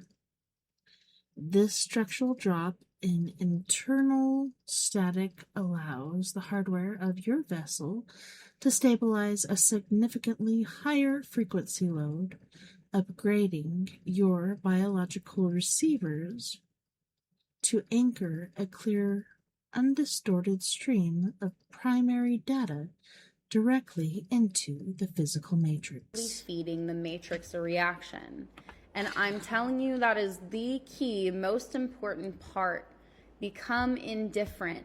No reaction to anything. That sounds morbid because people are so used to riding these highs, these lows, that's not normal. To get to a carbon-7 normal baseline state, it feels eerie when you're used to being constantly traumatized. It is peace. Now, the controllers of the parasitic grid, the matrix, whatever you'd like to call it, would receive severe karmic mitigation, backlash, if they don't follow these laws. So severe where it would break their simulation. So, they must present the truth through public domain so that the collective chooses ignorance, thereby absolving the controllers of direct energetic debt.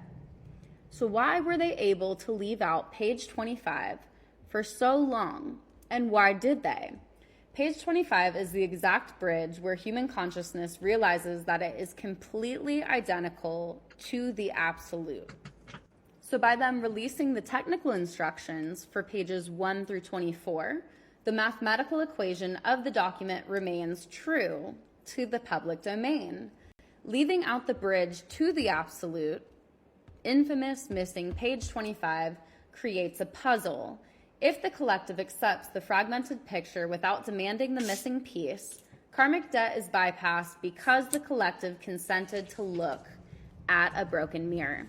And I know some people are probably like, Good God, what's the point? I'm just so exhausted. Nothing makes sense. It's all such a trick. It really is. Yes. A parasitic grid implanted itself on top of our connection to source.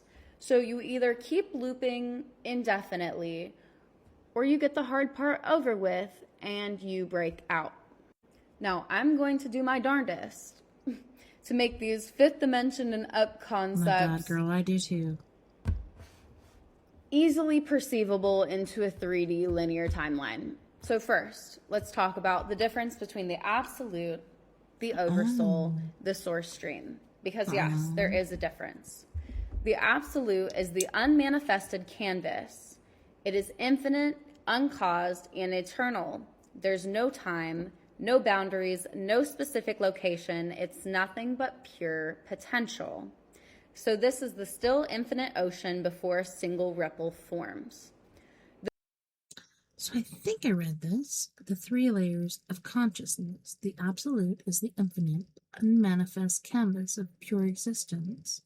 It is completely still, timeless, and formless, holding the raw, unlimited potential for everything that could ever exist before any creation actually takes place. The source stream is the first active, localized contraction of awareness that emerges out of the absolute.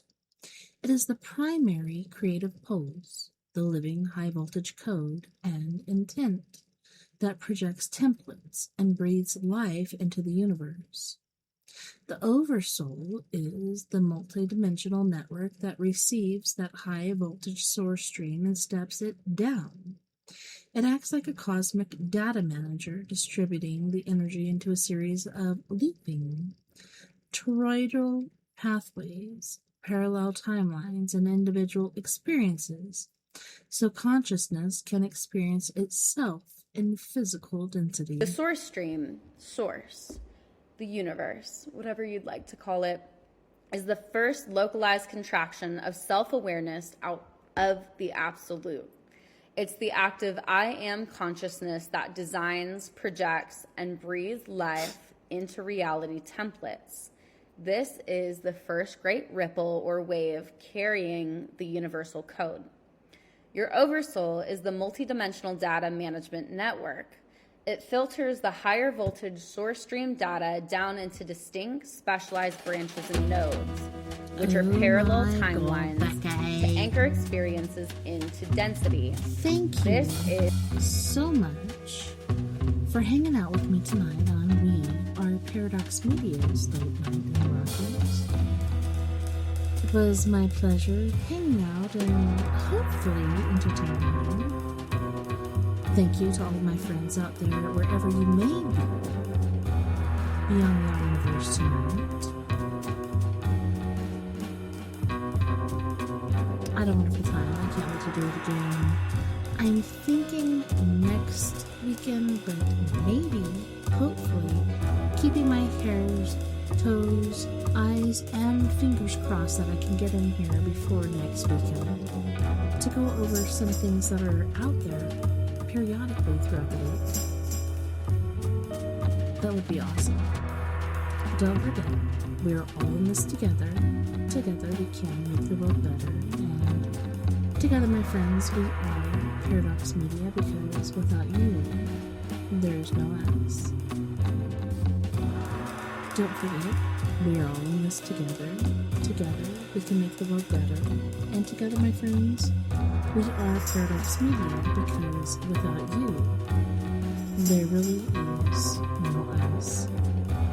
Until next time, night and night, love and light, please take care of my news, and I will see you back here. Same crazy time, same crazy place. Make sure you bring some, chips and dip, maybe some tuna and crackers, maybe some cheese and wine, I don't know, some pineapple and fruit punch. Stay safe. See you soon. Night, night, love and light.